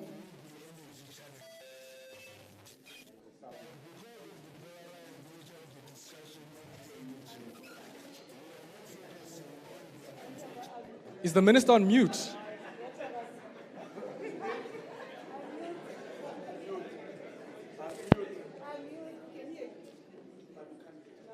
Do you hear me now? Yes, we can hear you. We can hear you. We can hear you from the virtual platform. I don't think they can hear you from the venue. I think that's what they need to sort out. Yeah. Perfect. Now, I was saying then, this situation is that we are expected to deal with energy challenges without focusing on the actual challenges. I describe the challenges as two. The first one is reducing carbon emissions. We must move from high carbon emission to low carbon emissions. That's what we should do. Secondly, we must deal with energy poverty unashamedly. So in other words, where we have about 88% of our people connected to energy, but all of them use it for lighting, they can't use it for cooking, they can't use it for space heating. The cost of it with the tariffs is that they have it, but they can't use it. So we must deal with those two challenges. And these challenges are deepened by the current load shedding, which is very costly to the economy. It costs the economy very dearly. And number two, it is agitating society. And that agitation is agitation of society against the state in general and the governing party in particular.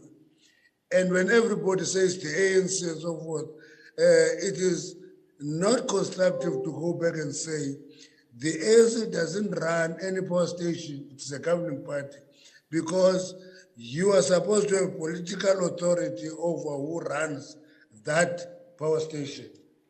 So that is where we are. And now, having said that, from where I'm seated in the Department of Mineral Resources and Energy, IRP 2019 is the current policy framework that guides us. Therefore, it provides for a combination of technologies. In that IRP, we are providing for coal, we're providing for nuclear, we're providing for gas, we're providing for renewables.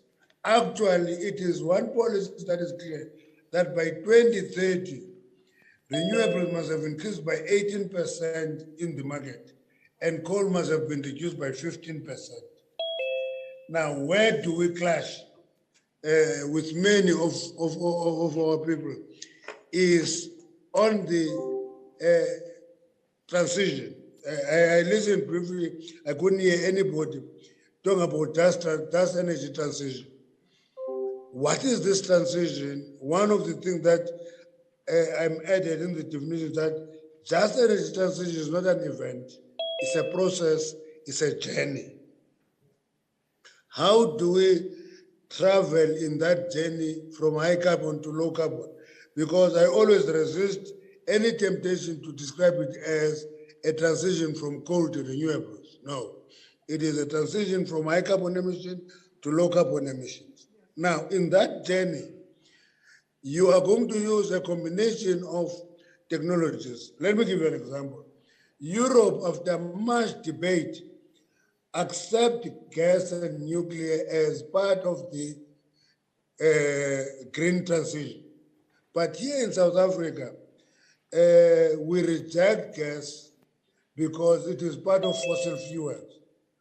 But we have a lot of gas that we're beginning to discover, which we must use because we have a window of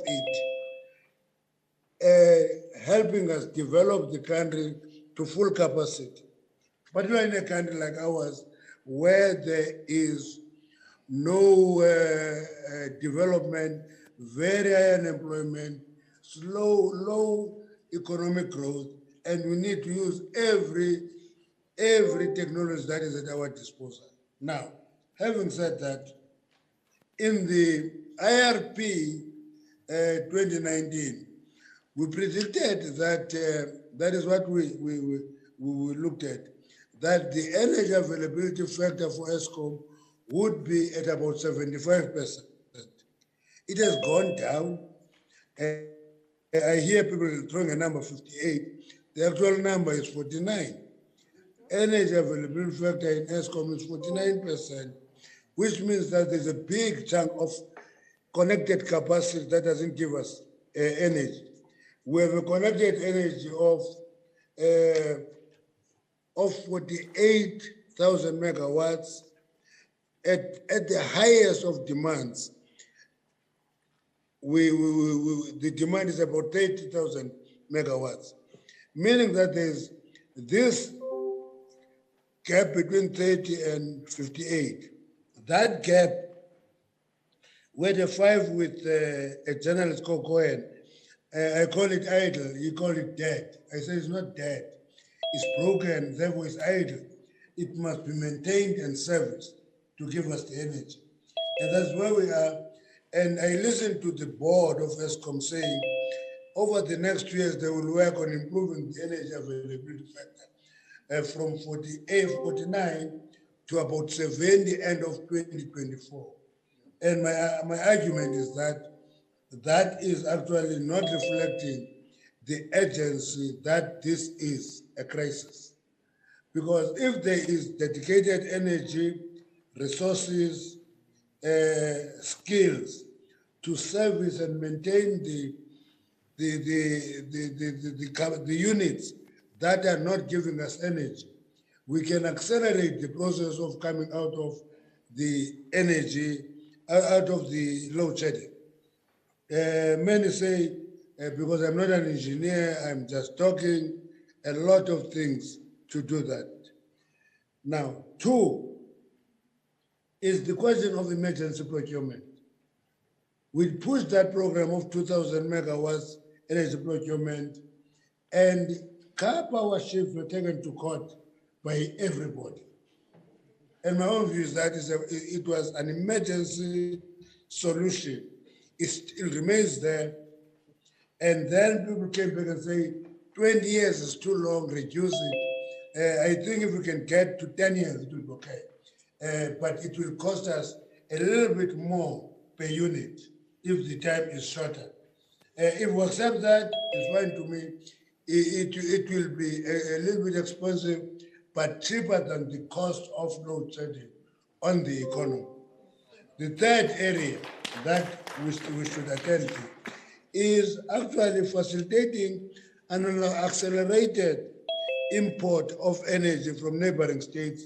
We are connected to the Southern Power Pool, and we must import that energy unashamedly and not be afraid of doing it. And my own view is that if we can attend to those 3 issues and attend to skills in the entity, whether we import them or we contract them or we upgrade the skills in ESCOM, those 4 interventions will quickly take us out of the load shedding. I'm not saying quickly, it's not 2 months, not 3 months. I guess anything between 6 and 12 months. But the reality that faces us is if there is no commitment to do so, it is not going to go as fast as all that. I had an announcement of load shedding level 2 being permanent for the next 2 to 3 years. I think that is not attractive from where I'm seated. We must have a resolve to actually eliminate load shedding. Then the procurement of additional capacity, whether it is in IPPs or is in deregulation of embedded generation, because we have deregulated embedded generation. First of all, it was from 1 megawatt to 100 megawatts, and people put pressure on us and said, increase it to 1,000. We said, no, 1,000, remove the cap. And the cap is removed, therefore people can build any power station of any size on embedded generation. But one of the issues that I always highlight is that you're not going to see a flood of companies coming to do that, because to build a generation capacity is costly. It will be people with resources who can build that capacity. I think for now, I must leave it at that. The reality of the matter is that immediate focus, energy availability factor for ESCOM plants. 2, emergency procurement. 3, import of energy capacity in neighboring states that is available.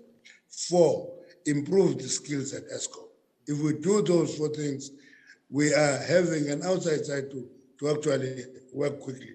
And I must make the point before I step off that not everybody wants us to do that.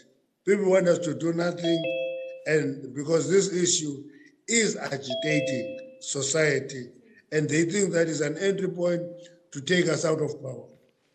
And when I said that, they said, I'm accusing people without evidence. I said, no, it's not a question of accusing without evidence.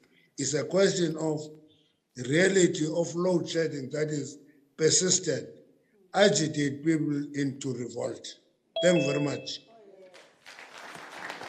Sorry, Scalo, are we allowed to engage you or ask questions with regards to... Is that somebody on the virtual platform? I'm here, I'm invited. No. You do what you want to do with me. Wait. Let's bear with one another. Chip in or... There will be an opportunity after Minister Gordhan has spoken for all of us in the room and those on the virtual platform to make their inputs. I already see many on the virtual platform have raised their hands, and please continue to do so. And our colleagues there in technical, once we have made provision for comments from the virtual platform, will then select and choose the people that are going to speak. So please, let's bear with one another. Let's have some patience with one another. Minister Gordhan is standing by, the Minister of Public Enterprises. He will make a few reflections, and then thereafter we'll have an opportunity to engage both in the room and also on the virtual platform. Minister Gordhan, we are all ears. Thank you, Ayabonga, and good afternoon to you and my colleagues and all of the comrades and interested people that have attended this session. And let me also congratulate the SG and his office for arranging this exchange of ideas and thoughts and reflections on what do we do about the kind of energy situation that we are confronted with in South Africa. It's very clear that the current episodes of load shedding have reinforced the challenges that the poorest of our people face, and in fact all citizens, small and large businesses, the delivery of municipal services, challenges posed to hospitals, although Eskom has helped to isolate some of the hospitals from load shedding now with the help and cooperation of the Department of Health.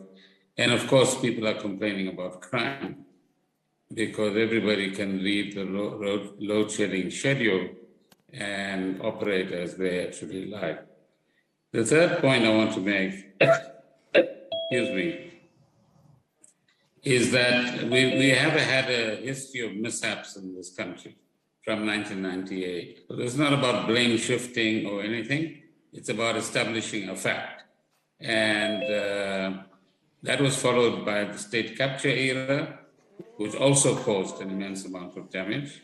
And today, if we leave all of that aside, we have one singular challenge and an emergency, if you like, on our hands, which demands that we as government, and this is how we are responding, operate as the whole of government, not just as different departments.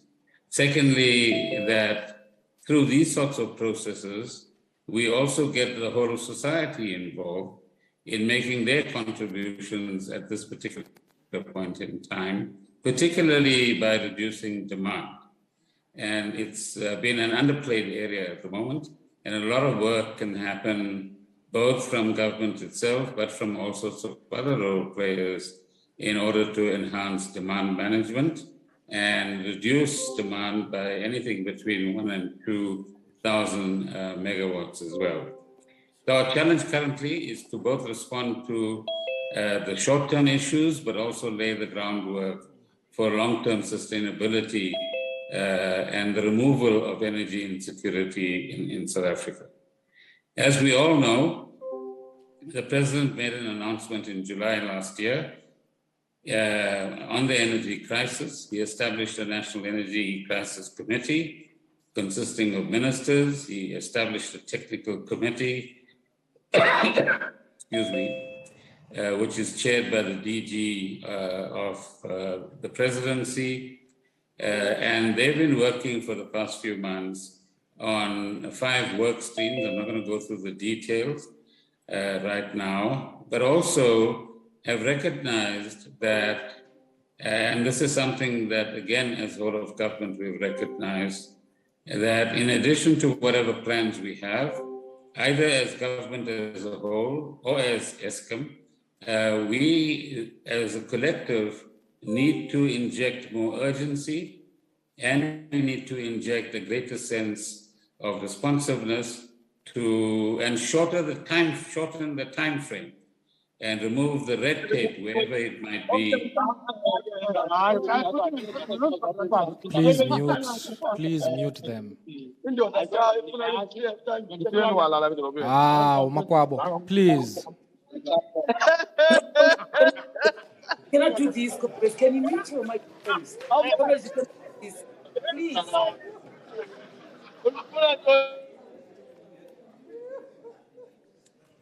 I think the host must mute all these people.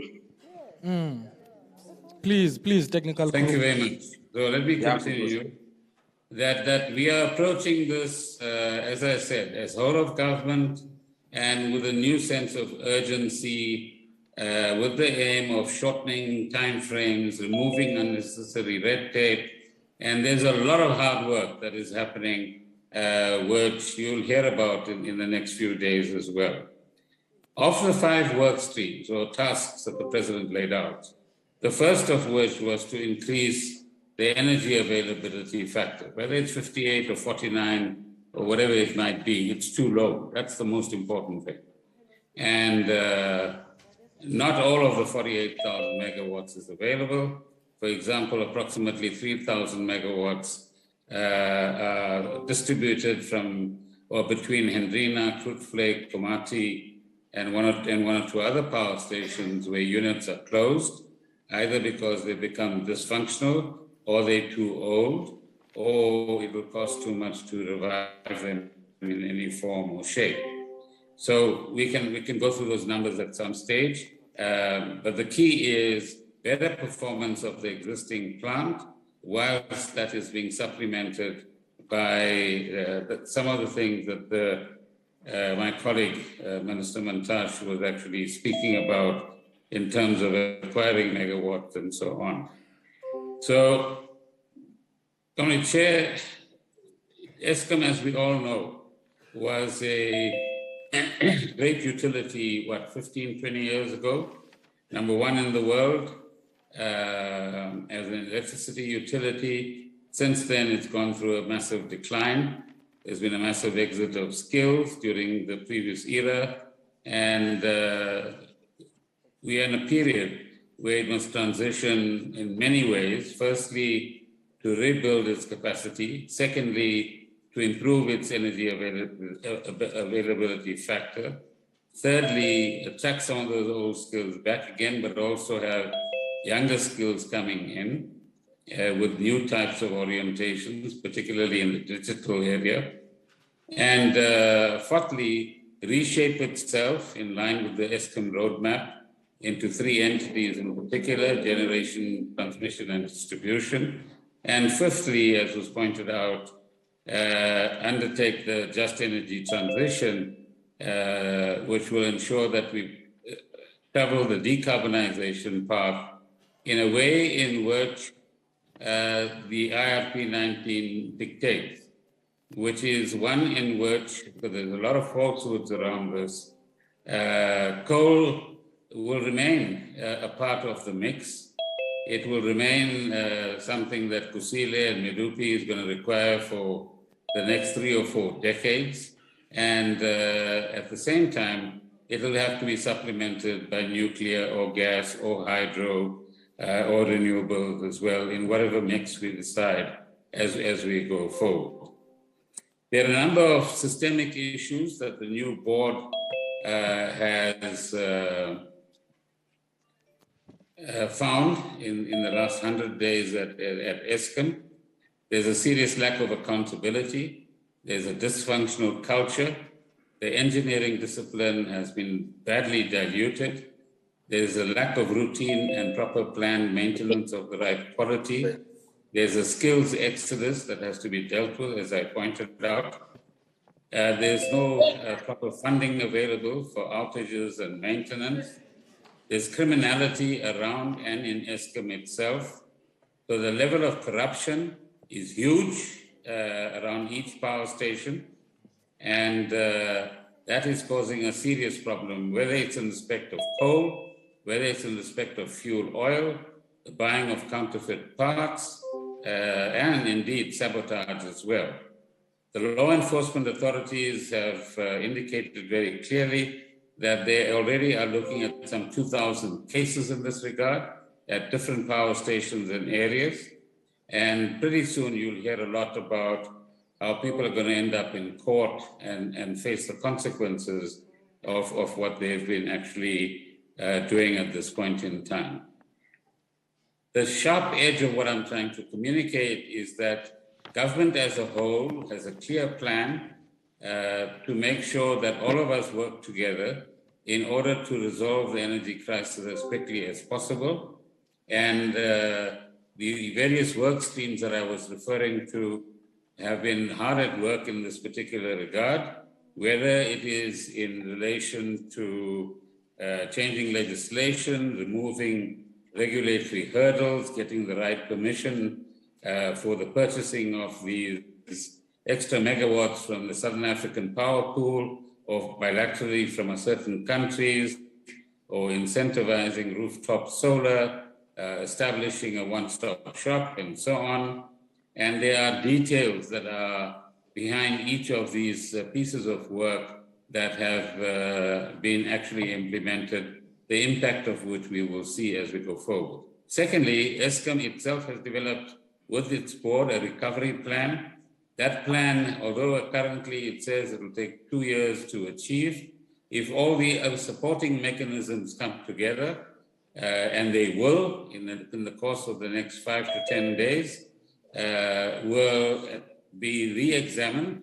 And the idea is to shorten the recovery plan from 2 years to a shorter period, so that the sense of urgency and the sense of crisis permeates everybody who is connected with this issue, particularly within Eskom itself, and we get better results in terms of the recovery plan itself.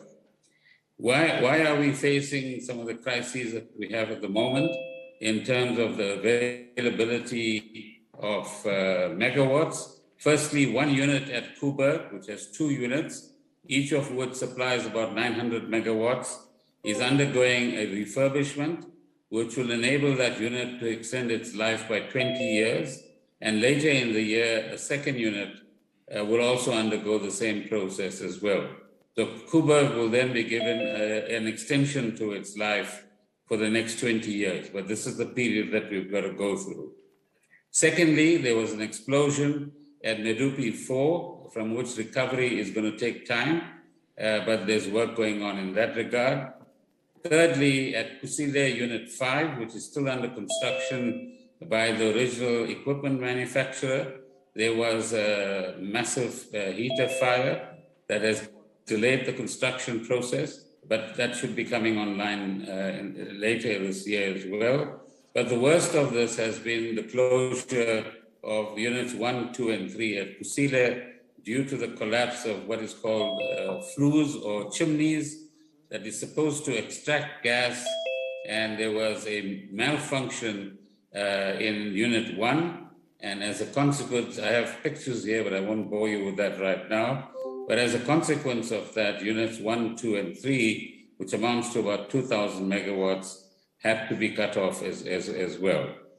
But that is also receiving urgent attention to make sure that we put in some temporary let's call it chimney, or before the proper one is fixed, in order that those units can be brought back to life sooner rather than later. Equally importantly, because of the problems with coal, the discipline that I referred to earlier on, and the kind of corruption that goes on between insiders and outsiders, operational performance at each of our plants is not at its best, which is that we must actually make sure that this performance level is improved and the right skills are available for us to be able to actually do that. So let me end by saying that, yes, this is a tough period we're going through. Government is very aware of it. We are as frustrated as everybody else about the levels of load shedding that is happening right now.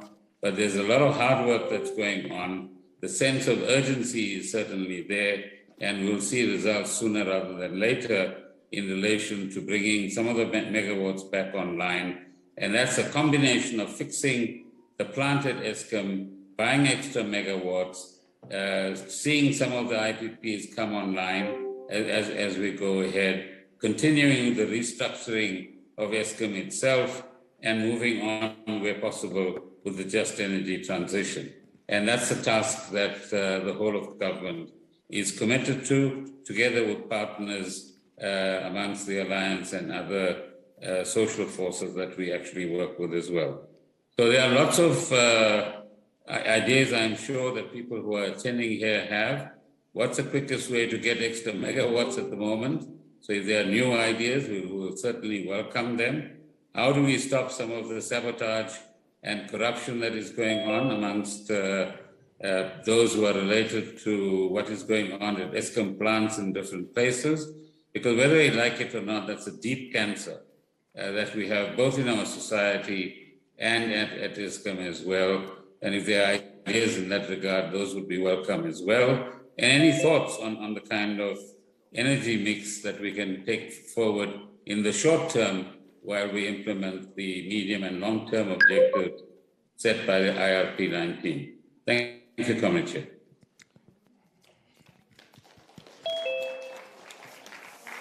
Thank you very much, Comrade Gordhan, Minister Gordhan, for those reflections. And I guess the challenge towards the end is to say, if indeed many of us in the room and on the virtual platform have ideas on how we can add extra megawatts onto the grid, this is one of the spaces where we can bring together those ideas into a melting pot. So this is how it's going to work. We're going to take a few hands in the room. I've also asked my colleague, Sfiso Kenjana, to also get a sense. There are about 162 people on the virtual platform. Many of them have sent through their comments. We'll take a look at some of those comments. And they've also raised their hand. So we'll also take some of those hands on the platform. So every round, we take a few hands in the room and a few hands on the virtual platform. So let's proceed on that basis. I'm going to start to my left. And we're going to take maybe...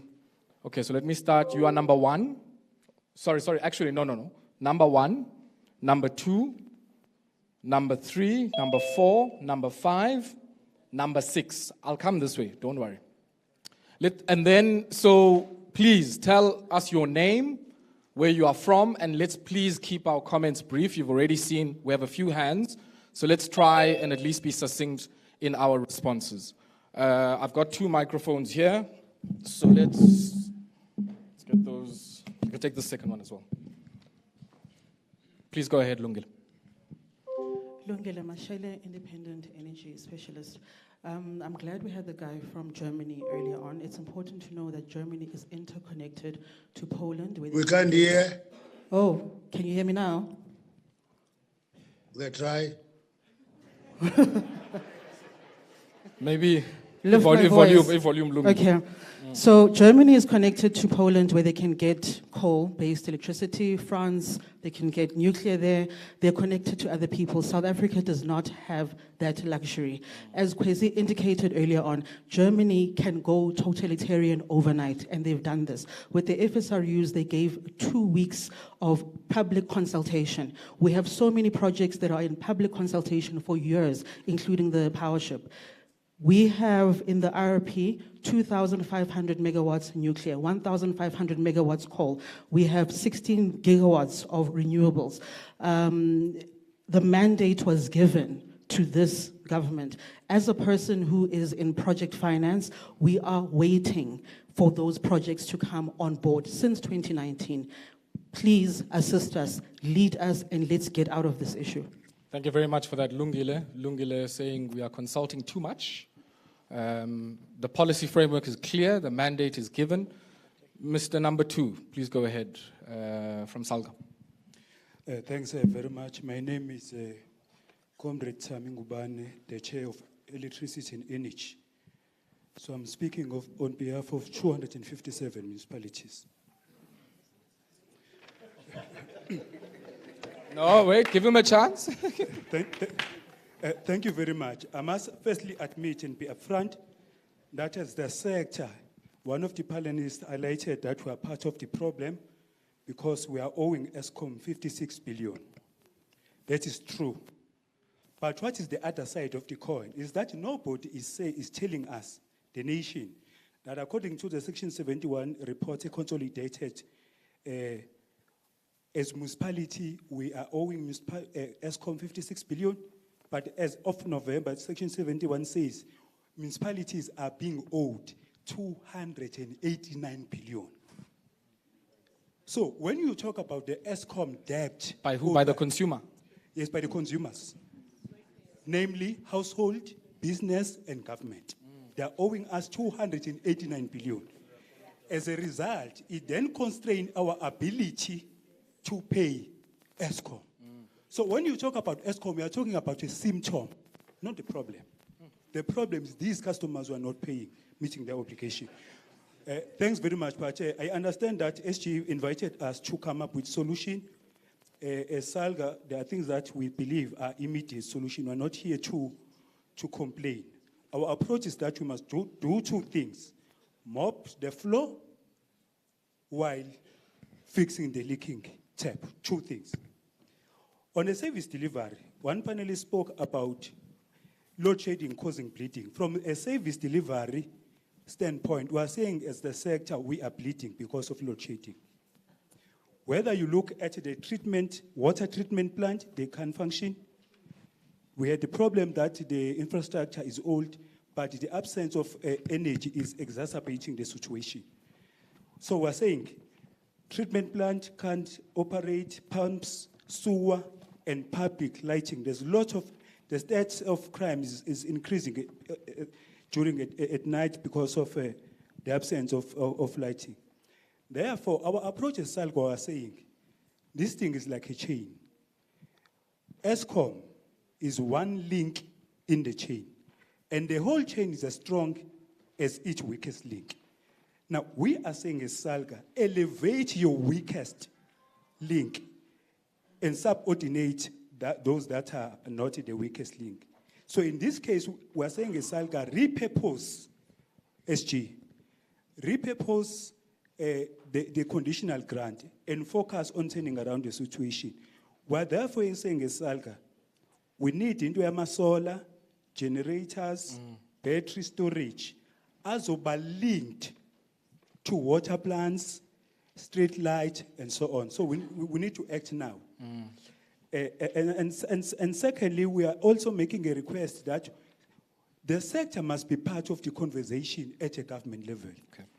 The NAMCOM, we do not have a seat as a sector. As a result, in the decision-making process, there is that lack of local government flavor. You can't wish us away. We are a serious player. Constitutionally, we are expected to actually supply. So we need to be part, so that as you take decision, you don't trample on local government, constitutional space. The last one. Okay. Yeah. The last one. If you look at there are also potential consequences that will arise from this. I understand that the situation is chaotic, but as we generate solution, we must not create new problem. We use electricity revenue to finance non-revenue services. So we're robbing Peter to pay Paul, and electricity is Paul. Now, immediately now, as you solve the problems of generation, you become reckless. Nobody must supply electricity outside us. Because if you do so, you are taking the revenue away from the municipality. That is what we are actually saying. Well, the time is against us. No. Thank you very much. Thank you very much. We really appreciate that. The voice from local government. Number 3. Yes, there's a mic coming to you. Oh, sure. Thank you very much, Chair. My name is Ntutuo Makomboti. Unlike Utame, I represent my hat. So a lot has been said here about the impact of load shedding on the economy. And as we all know, how it's actually impacting, our sovereign risk premium and crowding out investment. And Comrade Matthew spoke about this. We can talk about all of these short-term interventions and medium-term interventions. If we don't deal with the question of Eskom's balance sheet, we're still going to have a crisis. So I know that Comrade Matthew was a bit more optimistic, talking about government taking 2/3 of the debt of Eskom, and that will be interesting. That's where my question is. We've heard the minister talk about an announcement he's going to make in July, or in February, probably 50% or so. My question to the ministers is, what is going to happen with the remainder of the debt as we unbundle Eskom? Is this debt going to be taken and shoved at generation? And we then further have a deeper crisis also at generation, whilst we save distribution and transmission. How are we going to distribute Eskom's debt so that these three entities that we're creating also have healthy balance sheets in order for them to perform? Thank you. Number 4. Yes, sir. Thank you very much, sir. My name is Avuile. My surname is Kabati. I'm an economist by profession. I'm Avuile Kabati. Yes. I'm an economist by profession. I don't have questions to the ministers. I have questions on the experts that were here. My question is to Prof. Is saying the model is no longer working. And I believe we take our precedent from working models. And if you check the East now, they are still building new coal power stations with the clean coal technologies. And what does that mean? Just to get a clarity, because the East have reduced unemployment, they have the fastest growing economy. Their people are happy with what their government is doing. And then if you take a model that is not going to take you and not going to make you happy, what are you doing? That's the question. That's the question. First question. The second question, is based on the discussion that they have, all of them. Maybe they can answer this. Is can we really reindustrialize with an energy system backed by renewables? And if so, which literature are we taking from? Which country is doing that? And lastly, Chair, because if you check after what happened, the impasse between Ukraine and Russia, of course, many countries focus on energy security, what is best for their economies. And from the presentation from the German Council is that because of the crisis, we're able to shift and take decisions like what the CEO of the SZ said. 2, they reopened coal.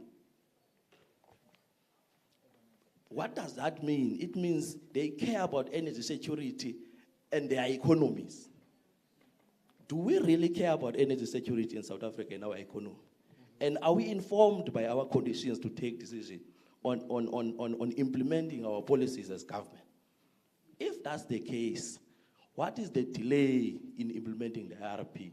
Because the emergency they are talking about, if it can be made, it must be the full implementation of the IRP, because the IRP made serious assumptions. Renewables are the most allocated new generation there. It's not true that government is not prioritizing clean energies and renewables. It's false. Now, if that's the case, because renewables, they can come within a short period of time, which is correct, because our issue is reducing from high to low. Now we have gas there. Let me tell you, America, when they were switching from coal to reduce their emissions, they implemented gas, because gas can reduce emissions by 50%, for an example. Because you are coming from high to low. Then there's nuclear there. And by the way, many countries are going back to nuclear after the impasse. Nuclear considers what is called base load, which is what we have on the coal, and it's clean. And of course, it's a long-term project.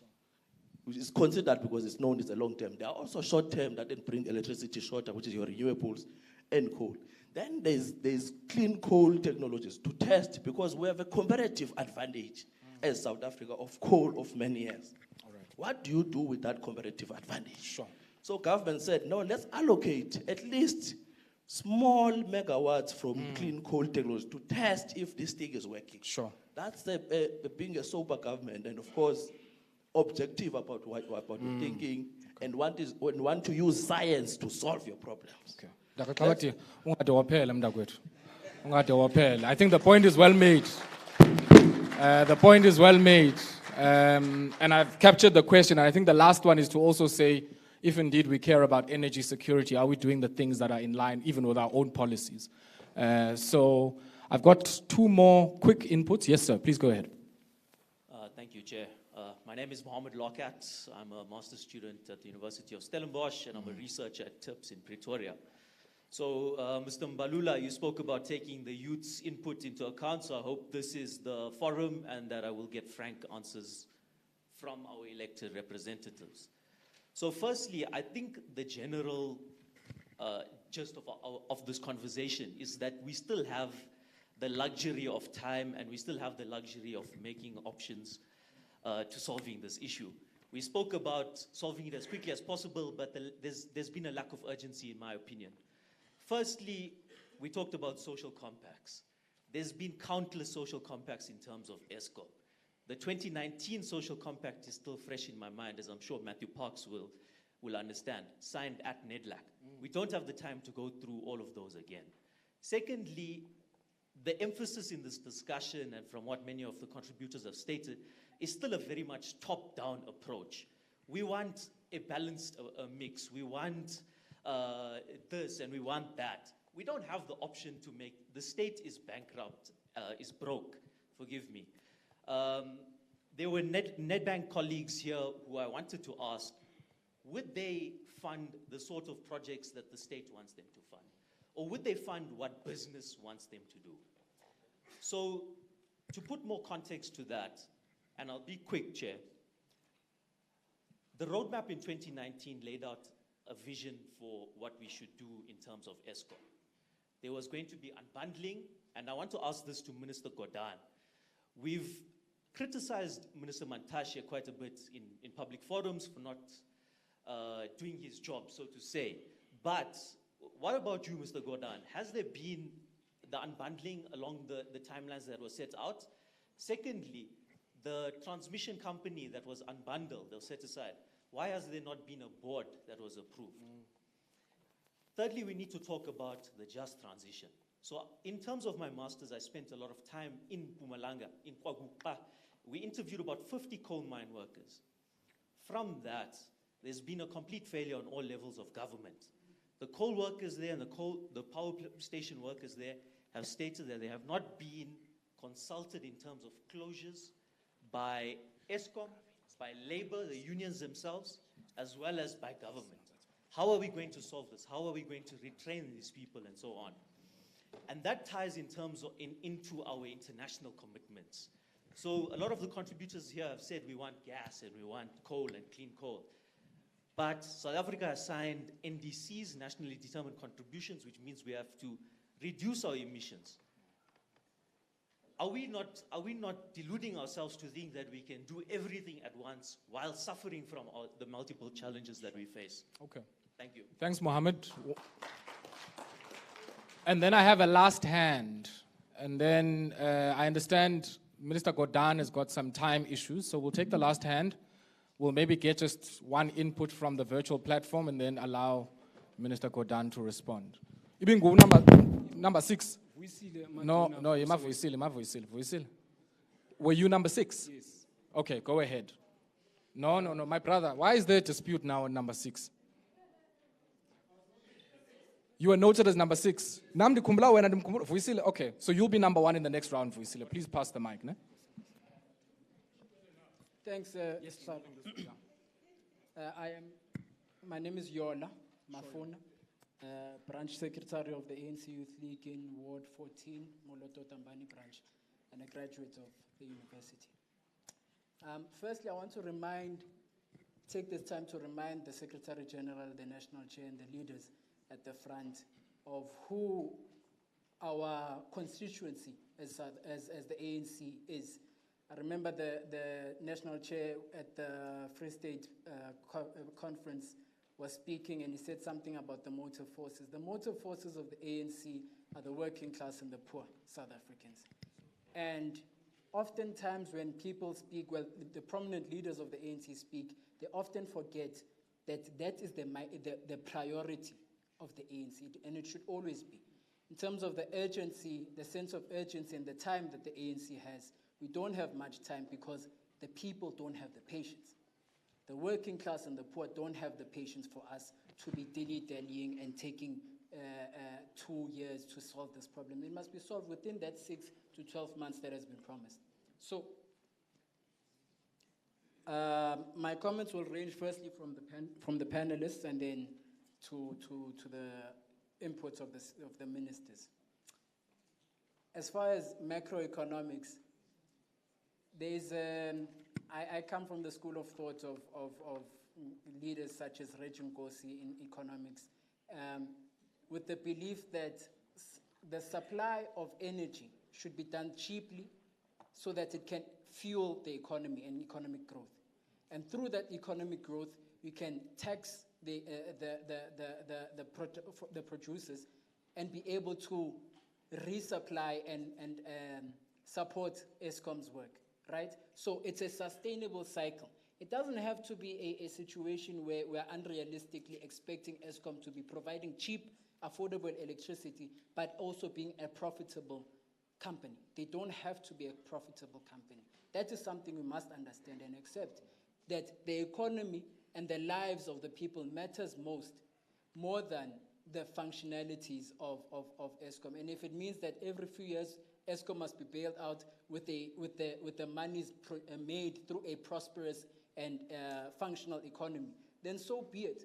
Because the triple challenges of South Africa don't allow us the luxury to be focusing on the optics of renewable energy and keeping up with the Joneses in the international community. But we must focus mainly on our problems in South Africa before keeping up with the moves. Now, what is our definition? One of the speakers, I think Kwesi, spoke about transformation in the energy sector. What is our definition of transformation? Are we transforming for the sake of it? Are we transforming to empower black people, to empower young people? Are we transforming because we don't like monopolies? But at the same time, this is the only monopolies that exist in South Africa that are actually run by black people, are the state-owned monopolies. So why is there such a fear against state-owned monopolies, but there is no urgency to solve the monopoly crisis in the white monopoly sector? One last question, Yola. The last question is in terms of the just transition. We always speak about the necessity to unbundle ESCOM in order to go through the just transition. But there's no one who ever questions why is ESCOM not capacitated. Sorry, Yola. Just briefly, my brother. So, no. Comrades, please. Please.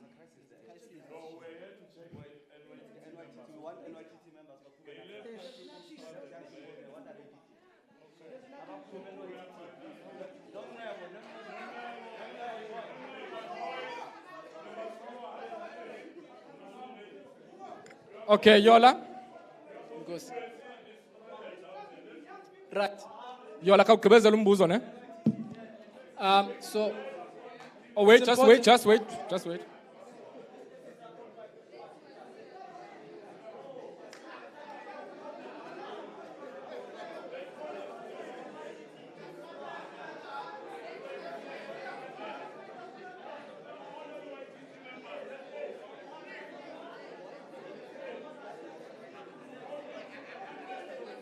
Okay, Yola. Thanks. Please conclude, yeah. So, as far as as far as the ticking time bomb that everyone speaks of, I don't think the people of South Africa will be as governable as those comrades who are questioning the leadership of the NYTT. When the people of South Africa have lost the patience with the governing party of South Africa, they will not be stoppable when they arise. So I must remind the national chairperson and the Minister of Natural Mineral Resources that we must solve our problems because the motive forces demand of us to solve it. Yola, I think you made that point. No, Yola, we are Sogolisa because I asked you to ask the last question. You go back to the first comment you made.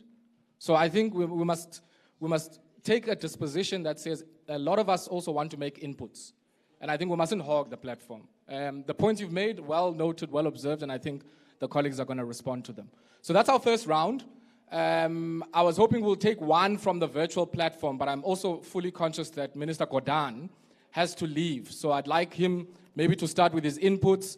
We'll then get some responses, and then thereafter we'll move more rightward in the room. So Minister Gordhan, some of your brief responses.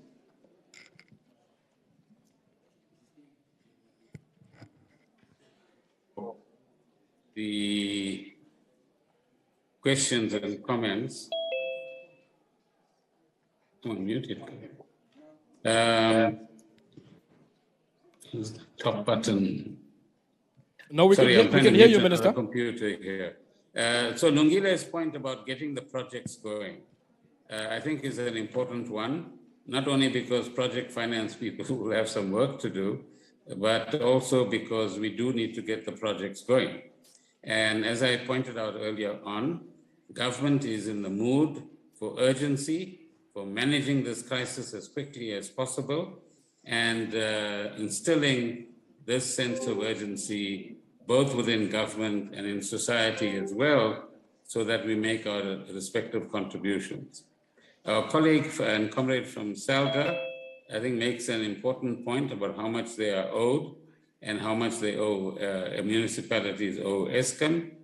But what it points to, which I don't think he covered because I couldn't hear all of it, is the one structural problem that we have in South Africa, and that is the payment culture amongst our people, where even upper middle class people will avoid paying municipal rates or municipal fees or for electricity if they can help it. Now, it's interesting, in the various dialogues we've been having over the past 10 days, a very senior traditional leader pointed out that in his area, there's very big houses being built, but nobody pays anything to the municipality from those big houses. But they use electricity, they use the various services that municipalities have to offer, but nothing else actually happens in that particular regard.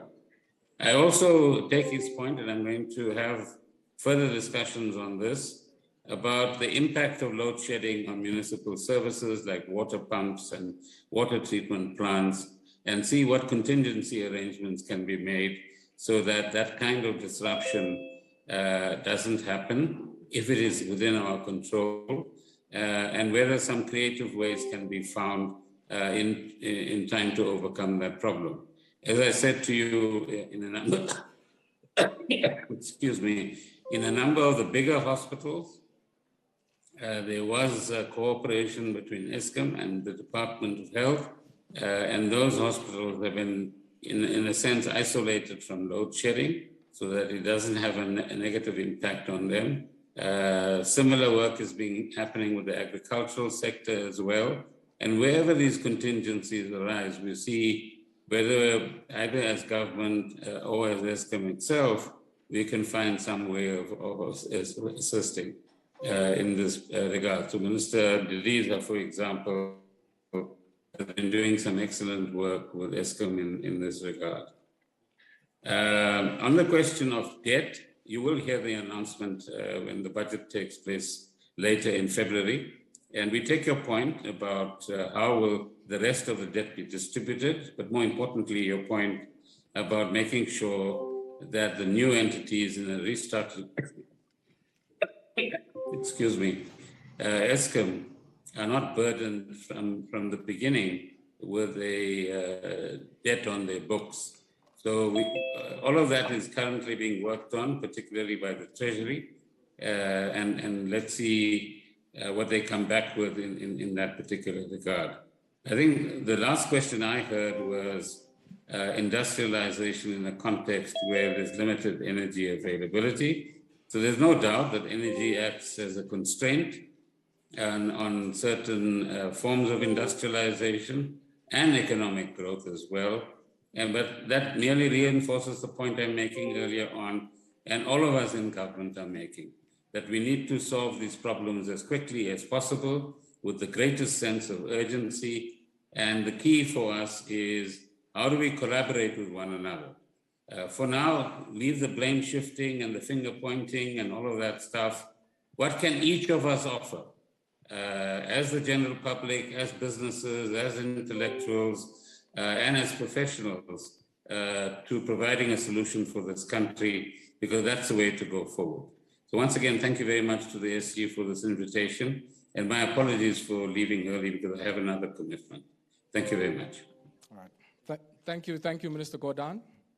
And maybe just before we get some reflections from the other panelists, and also it seems there were some questions that were sent in your directions, SG.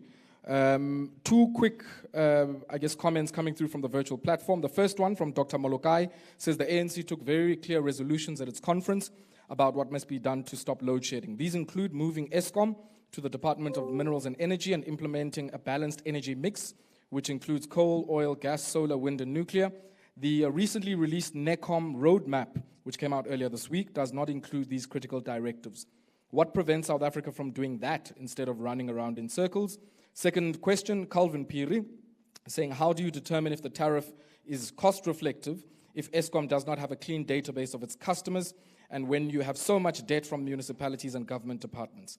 This means the paying customers are taking the brunt for all of the customers. So a bit of a combination of a question there and a mixed response. So let me maybe start with my panelists, and then we'll get, some reflections from the SG as well, because I know one question I think was veered in that direction. So, Comrade Matthew, I see you have a mic in your hand, so let me come to you. No, thanks, Comrade Chair. I think Reverend bullied me and gave him the mic first, maybe to punish me for when I bullied him.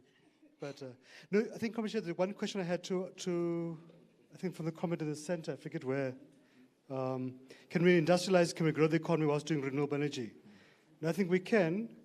But I think we also, Chair, we're faced with a unique crisis in South Africa. The unemployment crisis of 43%, energy shortage, and of course, climate change. We can't choose which one to deal with. We have to deal with all of them. We also don't have the luxury of time. Other countries, I think, which have gone down this road, like Denmark, Portugal, Costa Rica, very different socioeconomic circumstances. And so they've done well in that regard, but they're different situations. So I think South Africa's Comrade Gwede is saying, we have the IRP5. It provides for a mixed energy basis from coal to hydro to nuclear to wind to solar, etc. That's what guides us. I think the one challenge we have is that we don't have sufficient battery storage capacity right now for all types of energy capacity. So obviously coal, you can use it any time of the day. Wind and solar, it depends on circumstances. But I think there is efforts by Eskom government to invest in battery storage capacity. I think it will become cheaper. As you've seen, renewable energy technology is also becoming cheaper, like all other technological developments. But I think also, Comrade Chair, is about reducing the generation cost too for Eskom. So we're very keen for Eskom to enter the renewable energy space itself, because currently it's left to IPPs. If we want to help save Eskom, we have to also help reduce Eskom's costs. We shouldn't be simply saying renewable energy is a thing for the private sector, that Eskom also own, not just procure it. It might also be a chance, Chair, for us to discuss about worker-owned generation capacity, community-owned generation capacity as well. Again, we shouldn't leave that debate only for the DA to champion it, while we're not championing as well as the ANC as a movement. I think, Chair, also the kind of last 2 points about we need to have an affordable tariff regime for Eskom. So it means addressing its fundamental crises, because right now Eskom's balance sheet is corrupted. We steal from Eskom, we provide rotten, or not rotten, but faulty, poor quality coal. We hand out tenders left, right, and center. So we cannot say the tariff regime must be cost reflective when the costs itself are corrupted. Let's deal with the costs, make sure they're not corrupted, then we can have a proper discussion. But I have to do many issues at once, Comrade Chair. Thanks. I'm sure. Thank you very much, Com. Comrade Kwesi. Thanks. Let me start with a question. I think there's a youth question linked to the other, the master's student, which was also about the top-down thing. I think you may have misunderstood me. In fact, the issue I was raising was that the state must not treat ESCOM as the energy policy maker. The state must assert itself on the SOC. That is critical. It's ESCOM that is then able to say, based on what we can do, this is the limit of our capability, which will lead to 2 years. But the state doesn't have to stop there. It's got the option to look at other instruments to shorten that period, to complement what ESCOM is doing. The point I was then making was that the state now behaves as if it's running behind ESCOM, then the ESCOM determines what is to be done, which is why I made the example around Germany and others. So the transformation was more about that relationship. Now, linking back to the issue that was raised about the issue of top-down and youth, if you had listened, I said, we must not waste the crisis. The state can change the relationship and develop a collaborative relationship around solutions with communities, with firms and businesses, around the solutions that you can use to intervene. So that was probably the point. But the point you were making about the top-down that you see from your research that is not necessarily taken away. Going back to the question around the industrialization component, and this is the one unfortunate issue we have in the South African context. Because of the debate around the transition, it's an either-or type of a thing. I mean, if you go and read the resolution of the governing party out of the 55th conference, it's very clear around the issue of the energy transition, the issue of climate change and supporting that, around also the issue of even exploring for your own indigenous oil and gas resources. If I can just make one small point there, a critical risk issue. So I made the point about Germany.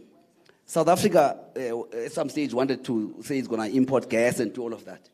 What has happened actually in Europe means that South Africa will not access any of that infrastructure that you can get that is floating, because it's been mopped up by Western Europe to deal with its own crisis.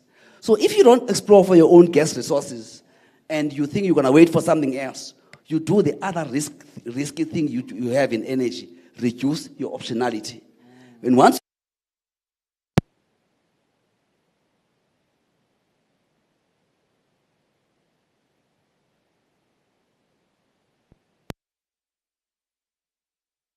Comrade Kenneth, you'll have to use your shop steward's voice, unfortunately. Thank you. Yeah, it reminds me when Comrade Mbalula was talking about the fight against gear, I was there.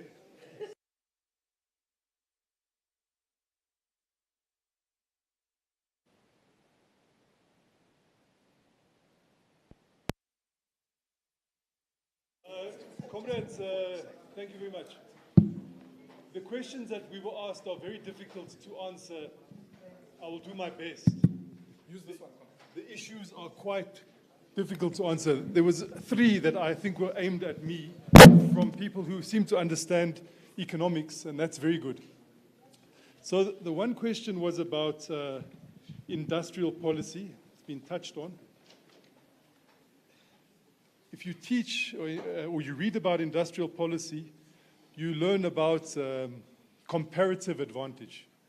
So the country, to be a winning nation, you need to trade on your comparative advantage. So if you are good at growing certain crops, like one dealer, Seklobo, will tell you we are citrus growers and we're winning in that area. If we can just have the trains working and the fridges working, it's working for us. Comparative advantage must be viewed in a dynamic, forward-looking way. That is where sometimes the error is made. Comparative advantage is not a static concept, but it changes based on changing technological basis. So if there's a fundamental shift in technology, whether it's cellular technology from fixed line, whether it is distributed forms of power from natural monopoly forms of power, it means that you have to reconfigure your comparative advantage. And that's the error that we make. It has to be forward-looking. It has to be dynamic. So if we look at, can we industrialize on the basis of renewable energy, then you look at that question in the basis, well, of a dynamic, forward-looking comparative advantage. As I said earlier, we had coal, cheap coal.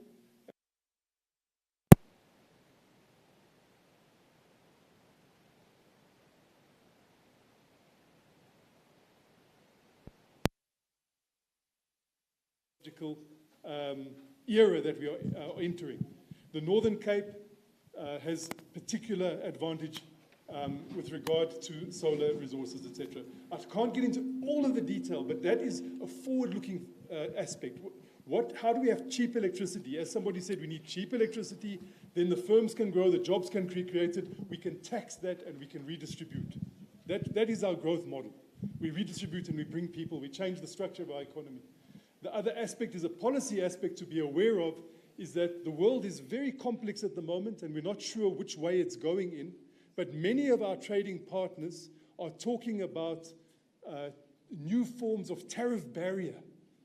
So if we're talking about industrial policy and we want to export goods into those markets, we at least have to be aware that they will start to penalize us if we have too much carbon in our industrial base. We can't just ignore that away and hope we'll trade for the other side. That isn't where our trade is happening at the moment. So we need to be conscious of those shifting, dynamic, forward-looking issues as we plan our industrial policy. That's the first era, but we could spend a seminar on this, Ayabonga, and some of the colleagues, I'm sure, I would learn from them in that engagement. The second area was this model is no longer working for us. It was raised also by the same speaker around the industrialization. It is true that other countries, as Kwesi says, are very quick and able to respond quickly. If there's suddenly a war and there's no more gas coming into Germany, Germany responds quickly. And it starts to get gas from Norway and from Qatar. And it builds new ports to bring that gas in. And we seem to be too cumbersome in the way we're responding. So we also need to respond quickly. We need to respond quickly, but there seems to be a misunderstanding that we would be able to simply respond quickly by, as I say, looking backwards and we don't have, for example, people say we've got mothballed coal plants, that we should just turn them back on. That is not the situation. We don't have coal capacity that is just lying there, ready to be turned on. Much of it is very old, much of it is breaking down. As machines get older, you need to have more planned maintenance in order to avoid unplanned maintenance.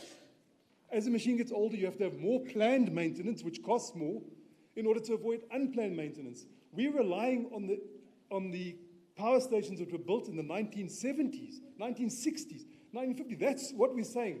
So we don't have mothballed power stations that can simply be brought online. Like the Germans can say, we'll just build this gas and we've got the infrastructure to burn it. We just need to bring it in. Instead of using this pipeline from Russia, we'll use this pipeline that we've just created.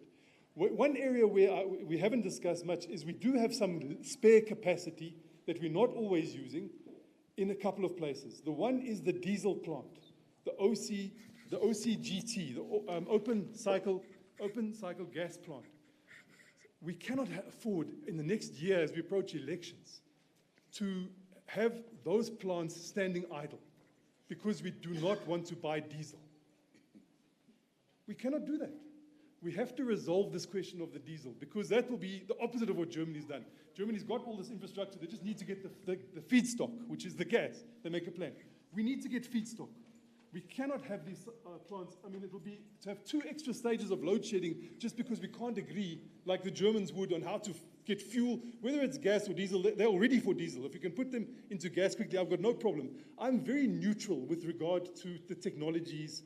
I'm just looking at what will work quickly, what will be most cost effective. So we mustn't make that mistake of having idle plant. We do not have any idle coal plant.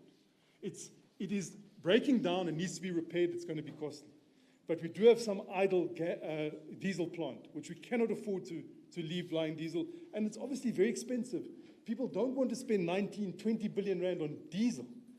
But the costs of not burning the diesel are much higher, both for the economy and otherwise. So we need to really be focused on that issue and be more like the Germans would be. Then the last point is around Eskom. I was really happy with the fight, produce, and learn mentality of the person who stood up earlier saying, we must have cheap energy, economic growth, supply our people. Eskom doesn't need to make profits. That's true. Eskom, it's not designed to make profit. It's the blood of the economy. It must be flowing of the economy. But at the moment, we've got the opposite situation. Eskom is making losses. Eskom is broken. Eskom needs to be fixed. It's not helping us to supply. It's not helping us to bring in jobs or to bring in taxation. It's dragging us down. Eskom is dragging us down. It's dragging the economy down. So it needs, this is now another seminar that we need. It needs to be restructured. It needs to, they're unbundled, restructured. There's a logic to what we are saying. In the time of the coal plant technology, coal was a natural monopoly. The bigger the plant, the marginal cost and the average cost came down and down and down, the bigger that the plant was. So you wanted to have large, vertically integrated monopolies producing. In the new technology, it's distributed. The local governments should be seeing it as an opportunity to do the feed-in tariffs, to incentivize distributed. It's distributed power. It's totally new technology. Now, Eskom needs to be fit for that purpose. It needs to have the generation for many years of Medupi, and we need to have the extension of Koeberg. It's clean, it's reliable, it's cheap when it's running. I don't have any problem with that. But in order to close the gap and to stop load shedding, we need to go for the cheapest and the quickest to stop. That should be our guiding principle. How do we end this load shedding? We need to move the cheapest and the quickest. We can't spend 20 years building another power station.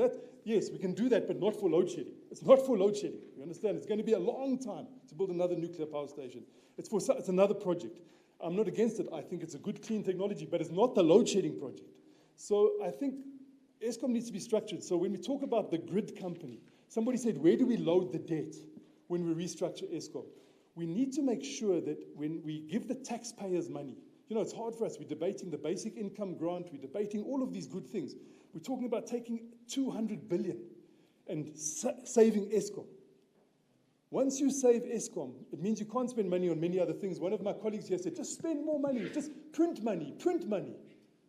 But there's a consequence of that. You print money, you'll have rand shedding. The rand will lose value. You won't be able to buy medicine, food, technological inputs, machines.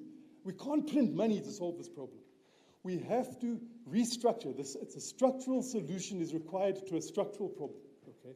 So Eskom gets restructured. The grid company must not be overloaded with debt, because this is the causation. We need a common factual base between us. What are the facts and what is the causation?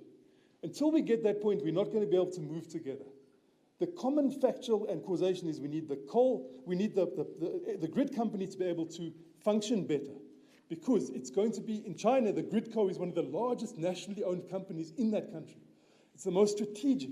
It allows the many distributed, including Eskom, maybe Eskom doing renewables, including households, including all sorts of distributed IPPs. So there's not just one producer anymore, there's many producers to feed into one national system. And that's a very strategic national grid. So we mustn't load the grid company. The grid company must have the financial space to raise money on the capital markets so that it can spend money on grid performance and grid extension to the Eastern Cape, to Kwesi's plant where they're building ammonia. Because the other thing about industrial policy is we can have new products that you've never heard of. Things you've never heard of are going to come in the next 10 to 20 years. Green ammonia, green hydrogen, who knows about it? You have to go back to the periodic table to see what South Africa is going to be producing. That's my answer for now. But I could go on much, much longer. I've lost Ayabonga. Maybe I can carry on, or you're taking over. Thank you. Thank you very much, Doc. No, thanks. I'll try not to repeat what my colleagues have said, but maybe cover some of the areas that were not covered.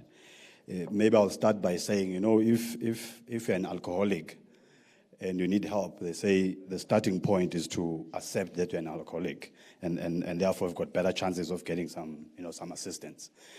So in my response, and with that comment, is to say, I think if we summarize today's discussion, we need about 6,000 megawatts from the 16 to 18,000 megawatts that is locked up on failed units. That's what we need. If it means we cannibalize the other power station to be able to fix the other so that we make up that 6,000 megawatts to stop load shedding, that's what we need to do. So there's a starting point. And this is on the supply side. On the demand side, my colleague there from SALGA, the role is not only about being assisted, but it's about making sure that on the demand side, there are initiatives that needs to be taken by local government, other municipalities, which basically contributes over 50% of the consumption when you look at the ESCOM supply. And the rest goes to the energy-intensive user groups. So if you look at that, there's interventions around embedded generation at that level. So there's a role to be played by municipalities and local government. So we need to have a focused program where we're saying from the supply side, we can get the 5,000 megawatts out of the 16 to 18,000 that is locked up, bring back the 6,000 to 7,000 that is on planned maintenance, then we stop the load shedding. But also, we should go to the demand side and say, we've got a focused program to get about 1,500 or 2,000 megawatts through embedded generation, through cogeneration, tri-generation at that particular level, and also coupled with energy efficiency initiatives so that we start balancing. Currently, what we've been doing is that because there's a failure on the supply side, the only intervention we do on the demand side is load shedding. It's not the only option. So therefore, we need to change our thinking. We need to look at the entire value chain so that we get each and every role player to do what they're supposed to do with certain commitments so that we can get out of this situation. I believe that if you look at the timelines with a focused program and quick decision-making at all levels, really we should be able to come out of the situation, I think, within 12 months maximum, in my view. But it has to be a focused program, quick turnaround in terms of decision, but also our contracting, depending, it doesn't matter whether you're on the supply side or demand side, those contracting must be, if it's an EPC that is responsible on the supply side to be able to get those generation plants back, it must be performance-based. It must not be because I can just go do the maintenance and therefore leave a loose nut bolt somewhere so that I can come back tomorrow, which then becomes a corruption. So if it's performance-based and it's EPC, you know that even if it fails tomorrow, because you've touched it, you need to go back and make sure that gets done without you getting paid. So it's just a method of contracting that needs to be done, which becomes important. And then maybe the other second point, if you are in a battle and you're a commander in that war, and you feel that you're losing the war, you do not turn the gun on your soldiers because you think they are useless. That's very important. So it's very important to understand how we manage ESCOM in this time of crisis, because turning the gun on those employees all the time, what they're going to do, they will maliciously comply, but bringing you down. So therefore, as a CEO and the leader in that environment, you need to be careful how you tread around that particular point and still be able to root out corruption while doing that, but also encouraging those that want to work. Because as a leader, you work through people.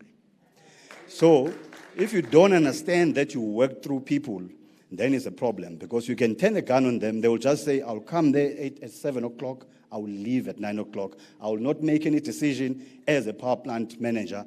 I will just make sure that I stay clear, because if I touch, it's either I'm going to be fired, or it's going to be corruption, or it's going to be this. So there's a clever way of working a psyche of the employees if you're a leader, so that you get the maximum output out of your team. So that becomes important, and I think it's something as a country we need to work on instead of bashing each other at all levels. So that becomes important. As to who leads ESCOM and how they lead ESCOM, how do you then mobilize the employees, and what psyche do you use to be able to address the issues? Because we can have all the good plans in place, but if you don't have resources to be able to assist you in delivering on your plans, you might as well forget about those particular plans, I think, at the end of the day.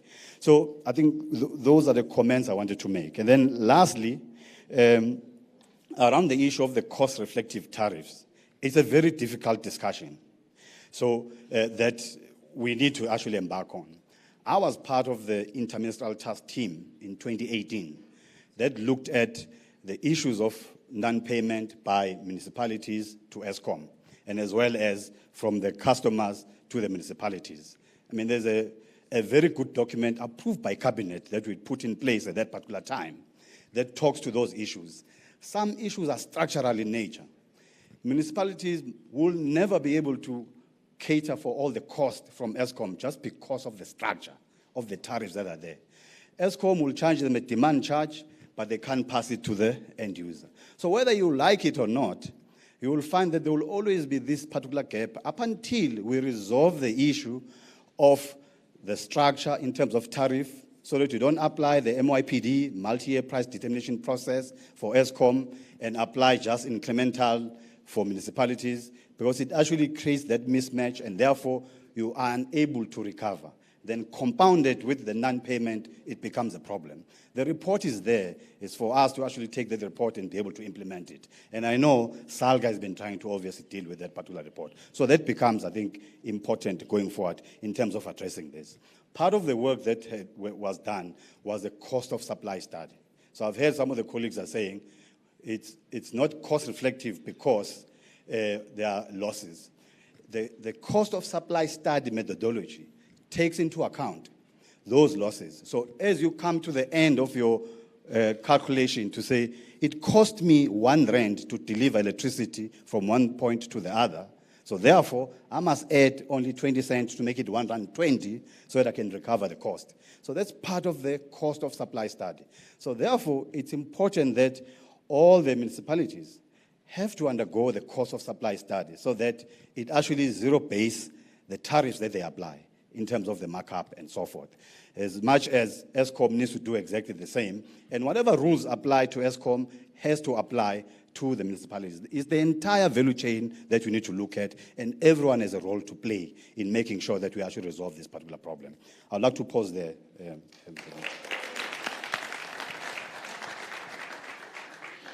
Thank you, Mr. Kolo. Minister Mandashe, can we ask you to come through and respond on some of the questions that have been directed in your way as well?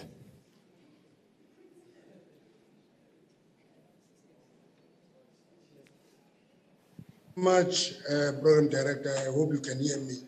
Perfectly. I will talk to only 3 points. The first one is, I want to encourage people to read IRP 2019. Because people don't read that document, but they talk about it.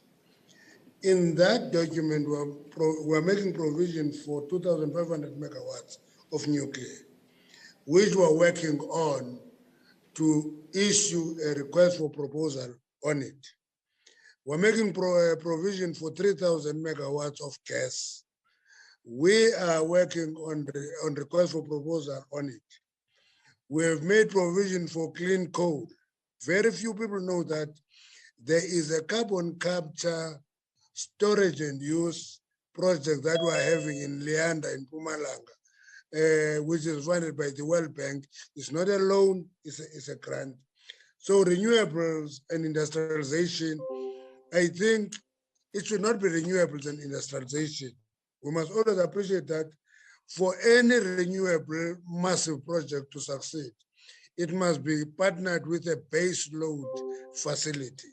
So the other technologies are meant to provide that base load for energy.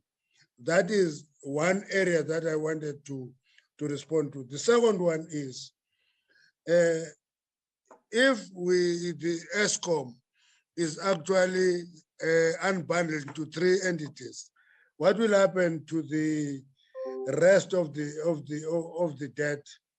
One of the things that you must appreciate is that there will be 3 entities, but they will still have Eskom Holdings, which is actually a holding company for all the 3 subsidiaries.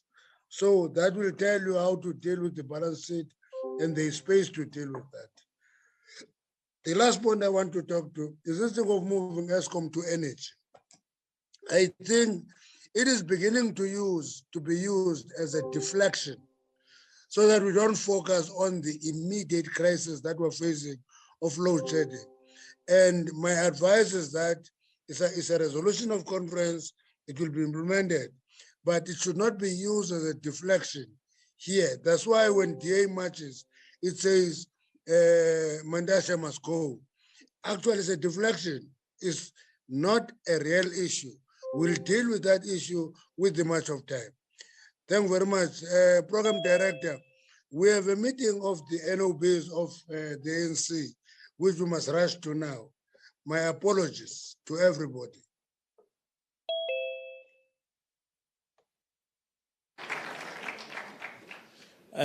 We must apologize that we did promise that we would continue with question and engagement, but as we have heard is that there is a meeting of officials, and so we unfortunately will have to release also our Comrade SG here as well.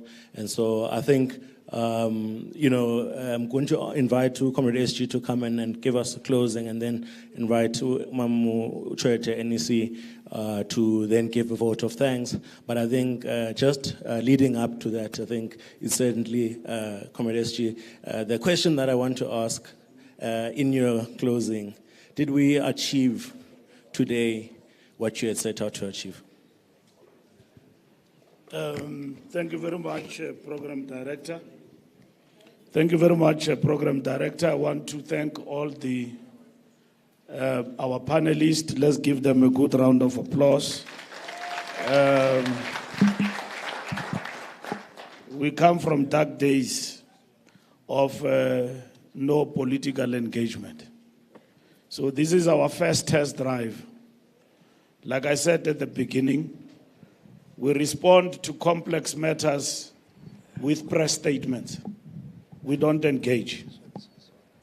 And then we respond to complex matters with insults and swearing at each other and talk past each other. There is a dearth of ideas and people reaching inertia, meaning we have reached the ceiling. We don't even know who are our thinkers in this country on any other matter. Because situme ngothukisa. When people raise critical issues, we label them. We give them names. And then I even said here when we were planning with Langa and them for this symposium, invite Davi Roth to speak here about the verbosity he makes on economy and so on. And also invite business. There are people who talk and criticize government. Let's engage on a national discourse. And this is what we are trying to do as the ANC, not to listen to drama majorette, whom we think are supporting. Some of them are ANC members. You could hear even young people from the ANC very critical. They don't have a platform to even criticize themselves. So we're opening that platform now for everybody to engage. When I mentioned gear, it was a very difficult discussion.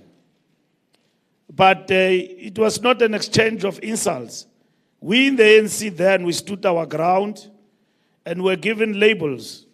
And even today's problems are still blamed on gear. But I say, we saved this country with the intervention of gear, and Langa doesn't agree with me, even today. Others say it's a class project and all of that. But we had good discussions then. And young people now are not exposed to that. They're exposed to insults, getting into meetings and disrupt discussions about internal ANC matters and transport. The transport up. Yes, it must be addressed, but bubundlavini into ukuthi ungene enhlanganisweni yabantu abacingayo ufike uyidisrupt ngokuthi unonceba kakunikanga kutya outside. Bubundlavini. I mean, there are people here, we are on television with all our problems of technology, but we are live. You just have a group of youth, youngsters coming, want to disrupt the meeting. Yeah, my email and all of that. We don't look good out there. We just look like a party of people who have lost it. And then we don't have a way to address issues. We are here busy with fundamental issue. If there is a problem, call the comrades outside. Budget. Not here. No, it's fine, comrades. But that is not the way to address things, especially internal matters. People don't care whether usuke nge-transport ezulwini uyaphi. We are addressing the issue of load shedding here. Your problem with your NYTT can be resolved in this platform. And you just come in, gekepusi, ya, makunyiwe, maivalo lento. No, that is not the way to do things. You are just taking us down. We've got people who have taken their time off here to engage. Good ideas. They've given us. Some of these ideas we know. And now that brings me to the point. I think we have reached a stage that we need to implement and do things and sharpen our communication. And one of the things I think we underline is that we don't need to talk past each other. And this is not the last time we talk. Of course, talk cannot be endless. We must report on the strides we are making after the talk. What in the action plan are we implementing in terms of renewables?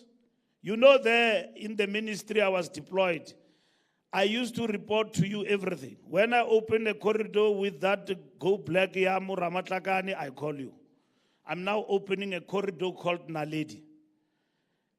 We don't communicate these renewables. Somebody just come with a big lie and say, no, the problem in this country is that our coal is being taken out and is not being used for ESCOM. That's very simplistic. And you mislead the whole country. That's how Hitler became popular. And then you lie that, no. We have one as drug that are going to Durban. That's our problem. Then people are going to stop the trucks. As drug is a problem. Let's stop them. Zitati coal out of the country. Our problem is that we have not been implementing our energy mix. We are going to implement renewables. Everybody agreed to low carbon emissions. Everybody. At some point, 2030, 2035, wherever we are going, that's where we are going. But we are not saying we must abandon coal. We need a balanced approach, simply put. Nobody has said in government that abandon coal. The Minister of Energy might be forceful in self-defense because he says he's been characterized as a fossil dinosaur. So he's got, and even these people are doing this thing on the social media. Now, how do we move away from that and engage on understanding the just transition? How do we move together on this just transition? No, they got money, billions of rands, they are selling out. And then they've agreed to abandon coal in this country. How can we abandon coal in this country? We have decommissioned some of our stations and all of that, and we've already agreed that they will be aligned to the renewables and so on. We need to look into that. Going forward, how are we going to address some of the shortfalls that we've been advised about here today as government? And some of us, we might be talking from a point of less knowledge on some of these things. There's a whole lot of things that people talk about now, hydrogen, a whole lot of other things. We're going to be confused. And then we'll be hijacked. And it's easily to be hijacked if you are not knowledgeable. And that's the problem. Because once you are told that this new thing that is coming is like e-tolls, is going to take workers out of job, so we are leading a revolution in the dark, but we want lights. And that is very much dangerous. So we want to thank everybody in terms of their intervention. We believe that the ANC must engage with these issues in the manner in which we do. And we must not shy away from debates and discussions. We are going to the Lekgotla and we take something out of this engagement. And in summary, number one, we are saying that NECOM plan is the basis for moving forward. On fixing the electricity system, everyone agreed on its importance and the need for all stakeholders to work with it to address the challenges we now face. Now, an example was made. here about a soldier or a commander who goes to war and take the gun to face his own soldiers. So we must deal with the question of morale and capacity at ESCOM. That's what is important. And stop the game, blaming everybody and think we'll resolve everything by blaming everybody at ESCOM. So we must criticize where there is sabotage, security must come in to deal with those issues. So I think that example is profound. Even in soccer, it is there. Players do sabotage a team. They say, oh, you think this one knows too much.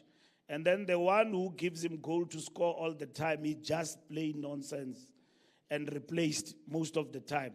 That's how they sabotage the coach to be retrenched from the job. And a big team then just play some football you don't understand. And then that team goes down and the coach gets retrenched. And then that is it. Even here, you need to learn from experience. You can't lead people who are demoralized. And then who every day at work they are told this and that. And then they are not being valued and so on. So you need to build a team, especially in a place like ESCOM. We need as soon as possible to see agreement on the time frames. It cannot be endless. We can't say we'll fix everything in 2 years. No. We need some measures to define how we respond to the crisis. Through emergency, and what is that emergency? And you are saying now, government must begin to define that emergency. We had COVID here. We had to introduce disaster management intervention. And in that disaster, we formulated regulations. Otherwise, we wouldn't have moved. I had to sign regulations. In future, when they talk COVID, you'll see my signature there. Where I signed for regulations, is enforceable by law. So certain things will not move if we don't do something. You go to meetings, people don't implement. 2010, will we have delivered 2010 without regulations? Our laws allow us to be flexible.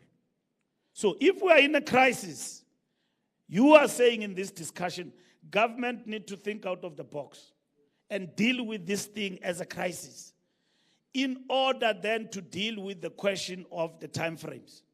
Because it can't happen we don't have a luxury for load shedding to be with us for 2 years. We don't have that luxury. Even if there is an election coming, like Minister Mantashe says that this will be used and others want to use it as a weapon against the ruling party. Even myself, if I don't have votes, I will use it. Because some of the people are just hopeless. They don't have votes. Nancy load shedding madoda must come. And so that is it. So we've got to deal with this thing for future in terms of resolving the problems of our country. The plan that we have to fix the national grid must be supplemented. That is what we say. By immediate measures to reduce the impact on working people and the poor. And it answered that question. The comrade from the Youth League says, what is the motive force? And the answer came from this panel to say that you incentivize. You see, people go and buy those things that they buy in order to have Wi-Fi for a limited time. How does the state then intervene in terms of its spending to incentivize the poor and small, medium businesses? Because somebody in Dwedwe who's running a butcher shop, he can't now because of ESCOM and all of that. How do we incentivize those small, medium enterprises in our approach? In that way, we are addressing the interest of our people. That's the message we are taking to government and to Lekgotla. That's how government, in its emergency, must respond. Not ad hoc, comprehensive. We have a crisis. There's no way now we can hide this thing. I heard when Minister Pravin talked about state capture, he said, uphelele up. Because some of you now are beginning to say that's all what he knows. Alpha and Omega, state capture, and all of that. The reality, that's what you say. And some of you, comrades, say it even in the conference, you said that. You no longer want us to mention this thing now. And so on. We will mention it, but the most important thing is that it must be followed up with a clear plan. It did cripple us. And when we intensify the discussions, we'll see how it worked against us at some point, this matter of state capture. And then number 4, we say the ANC and its partners should work with civil society and economic stakeholders to help out vulnerable people and communities. And then 5, we say the state should investigate measures to alleviate the burden of souring ESCOM tariffs. Of course, you have also warned us here about how we deal with this increase so that it does not cripple further ESCOM and they were unable to deal with load shedding. So how we deal with this matter also must be balanced going forward. That's what we're saying in this discussion, which I think we need to take to Lekgotla and to government going forward. And then 6, fraud and theft at ESCOM should be made a priority crime. We have long said this.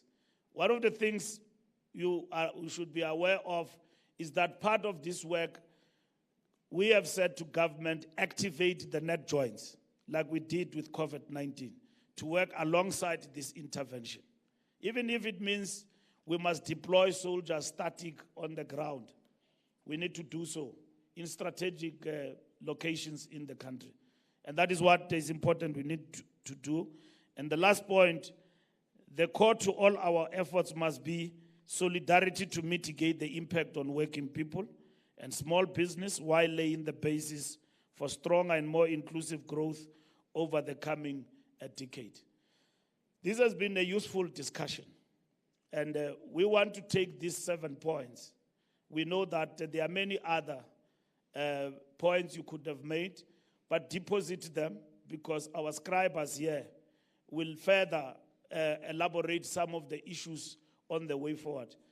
We will then, after the Lekgotla, respond to the question, what did the Lekgotla say, laying the basis for government going forward on the matter of ESCOM. As we speak here, we've been hard at work in terms of this crisis. We've had a cabinet meeting. There will be other cabinet meetings that are going to follow to deal with these particular matters. And I think the ministers have heard you, and we hear the voices of our people all over the platforms. And I also want to thank the media for covering this, those who have covered. If you are not aware, you are live on television. So, because this is an open discussion, we're seeking to engage, to be engaged. Even those who are marching today, I think they had an opportunity to listen. What are we saying and where we are going? You have addressed the issue of the municipalities. When Mpho Moerane passed away and before we were chucked out of power in Johannesburg, we were addressing the question of Soweto liability, which runs into billions, but at the same time, we're addressing the question of this metro. How does it relate to ESCOM? And how does ESCOM also intervene in terms of the challenges of electricity in Johannesburg? So I think there is an input that was made in terms of municipalities that we need to pay attention to.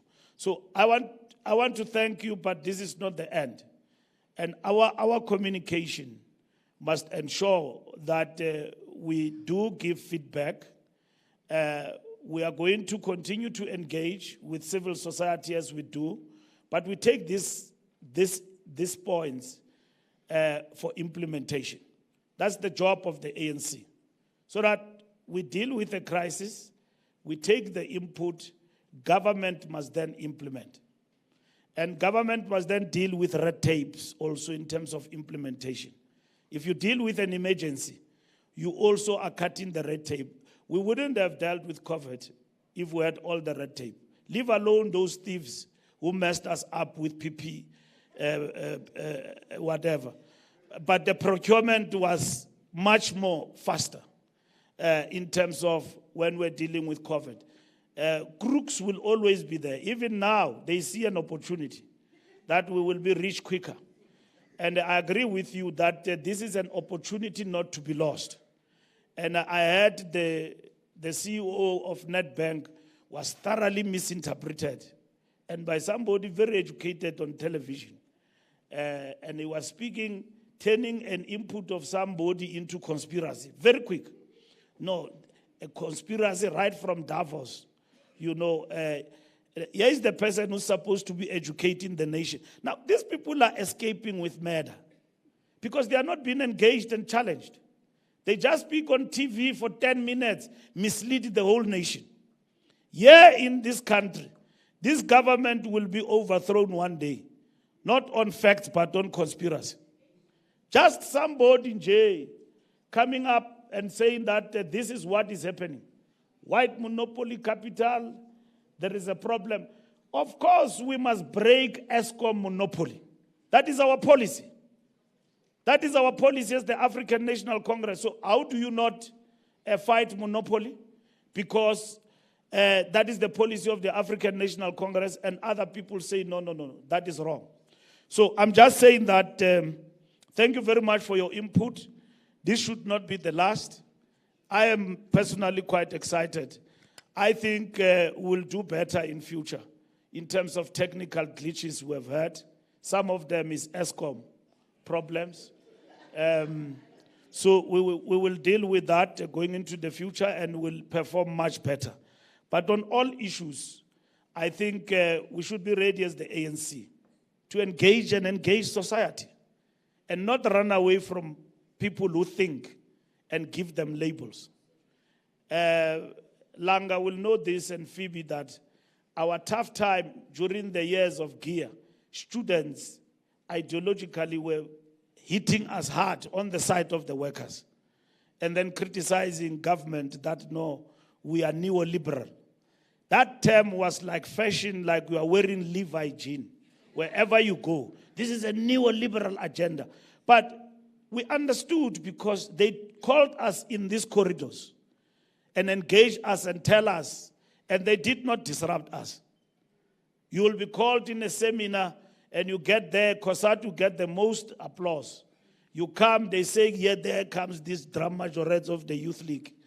And that time we're not even cabinet ministers. Now it's worse. There are these ones who like cabinet posts. They are here to sing for the Asaba. So the youth must not be afraid to engage in debate and even to be critical. As long as you bring ideas on the table. Not this thing of insults and all of that. Criticize. If a minister of government is not doing what is expected, don't start by saying what trousers he's wearing and how big is his nose or his head. Get to the ideas and say, as COSAS, as the Youth League, as SASCO, this is what we think of the electricity crisis. Engage with government, engage with the ANC, and don't start by labeling people. GEAR was very difficult, but we engaged in robust discussions. SASCO was not with us in that debate. The same Communist League, Butima Namela, came after, and then he was launching a fly-by-night in Jewa launch. The Communist Party unleashed on us. And then we used to engage heavy discussion and so on. He was here, he left. But this culture of insults and dololo on ideas, no, comrades. That's not our culture. You know, if you came to this seminar and take on the ministers and say our government is neoliberal and say why, we will listen to you. The youth, in its very nature, must be impatient about progress. You are the first ones to tell us, do away with load shedding. It's just that we're disturbed by the DA marching. The youth of the ANC is going to march to Megawatt. They came and told me. And then I looked at them. I say, "Ningandongban, you can march. But that march must be consolidated with ideas. You must not be afraid to engage in ideas, because some of these people might be sitting in their laurels and be happy and be comfortable. But when you come with ideas and say, where do you see? Research your ideas. These institutions are for that. When you come here, you're looking forward to talking to young people who are going to take you on ideas that government is moving slowly and is embracing these ideas. Students in their very nature, they are left. If you are a student, the first thing you think is left. But the students say too, when you engage them, ministers ishota ngemali ye transport, iphelele lapho. And then ayikho into ukuthi no, but niyathengisa man. You know niyathengisa nohlobo. Then thereafter uthi kawusinike ke ye transport umhlekazi. And uzayithola ye transport. Leyo vele uthukwe nje esithubeni. Hayi, and all of that. Let's change that culture. Occupy your rightful place in the organization. Do not be afraid to probe. Students don't accept everything. What whoever can be saying here, or whoever these experts are saying here, students need to engage with that. And you can see even these experts and these people who are speaking here are aging. And there's only one young person who spoke here who's an economist. I'm not patronizing him. That was wonderful to listen to young people raising issues sharply. This country is dying in terms of ideas. I'm not lying. And we need, as the ANC, to participate in the discourse. And Twitter could be the contributor to that. Because nobody reads newspapers and opinion articles and respond back and forth. It's quick on Twitter. And Twitter is a few words. You are insulted, finish and clear, you are trending. It's down. Futsek, ANC, sell out. These people who are saying Futsek, according to them, we should be long be out of power. You don't even listen. Just Futsek, wire, you are trending, it's done. No ideas. And on Twitter, longer, except Facebook, you can't produce a paper there and then post it. You must break it down. And they don't read Twitter people. They are good. They like videos. Yeah, just what you said on a video, and then that is fine. Reading, yo. They like just to read Tautugisa. Wabona, if I fight with Makashule, he calls me a boy, and then I respond to him tonight and say, boy ki ing. I will be trending tonight before 12 o'clock. Between the SG and the former SG. And then it goes to the front page of the newspaper, because newspapers are no longer selling. So they sell the news of social media. I saw Zibi is trying platforms of engagement and all of that, which is good. And then there are Twitter spaces and so on. But we must not stop these dialogues. But dialogue, engaging, and at the same time making our ideas known. So today, as the Secretary General, on behalf of the NEC that starts tomorrow, I'm saying to the Youth League of the ANC, you are free to think. You are free. You are liberated. I'm saying to COSAS, you are free to think. I'm saying to SASCO, you are free to think. Kaluvamna youth organization taking each other to court over who must lead, not on ideas. You are seized with a big crisis in this country. And if you don't come to the plate and play your role, this ANC will die, and it will die with us. Because I'm the oldest now. You are going to take over after me. I'm now going to speak like an eldership.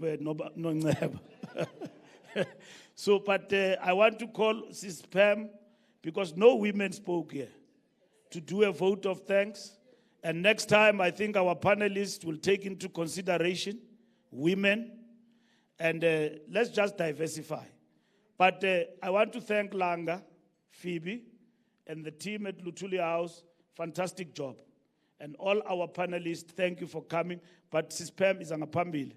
Uzobulela ababantu balapha. Now I'm going to the officials meeting now. Bye-bye. Thank you. Good evening, ladies and gentlemen. I think you have already thanked everyone, SG. And I would like to start by thanking you, SG, for being the driver of this bus, organizing this session. And I do want to say to you, SG, the ANC will never die. I'm sure of that. With you, I have hope that the ANC is back to its feet. The other thing that I would like to thank, which you did not thank, SG, I would like to thank the Prof. Mashayo, the Executive Dean, for opening doors for us in this university. And thank you very much. And also the good panel. I think I'm not an economist. I'm just a nurse. Imagine a nurse being in a session of economists. And I'm sitting with two ladies, Tawa and the doctor next to me. They are complaining, why is this panel only men? Where are the women? So next time, SG, make sure that we have women. It's not only men that are economists and also engineers. We have also women. We have also women that are engineers. And again, Chair, I do want to say, you've already thanked them, the organizers of this session. And I think, Chair, it would be very important that you go to provinces and also do the same. This kind of session that you are doing here, if it can go to all 9 provinces, because there's a lot of propaganda out there against the African National Congress. People are talking badly about the African National Congress. They are using this load shedding. I do want to concur with you, SG, to say we must not stop this dialogue. We must all the time make sure that we do this. And I would like to thank the robust, constructive participants that were here, questions and answers, and also the answers from the panel. And I would like to thank everyone. And I'm going to keep on fighting for women to be part of the panel. Thank you very much. Facilitators, oh, thank you. I'm told that facilitators are both men. Next time we're going to have one facilitator, a woman facilitator and a man facilitator. Thank you very much, facilitators.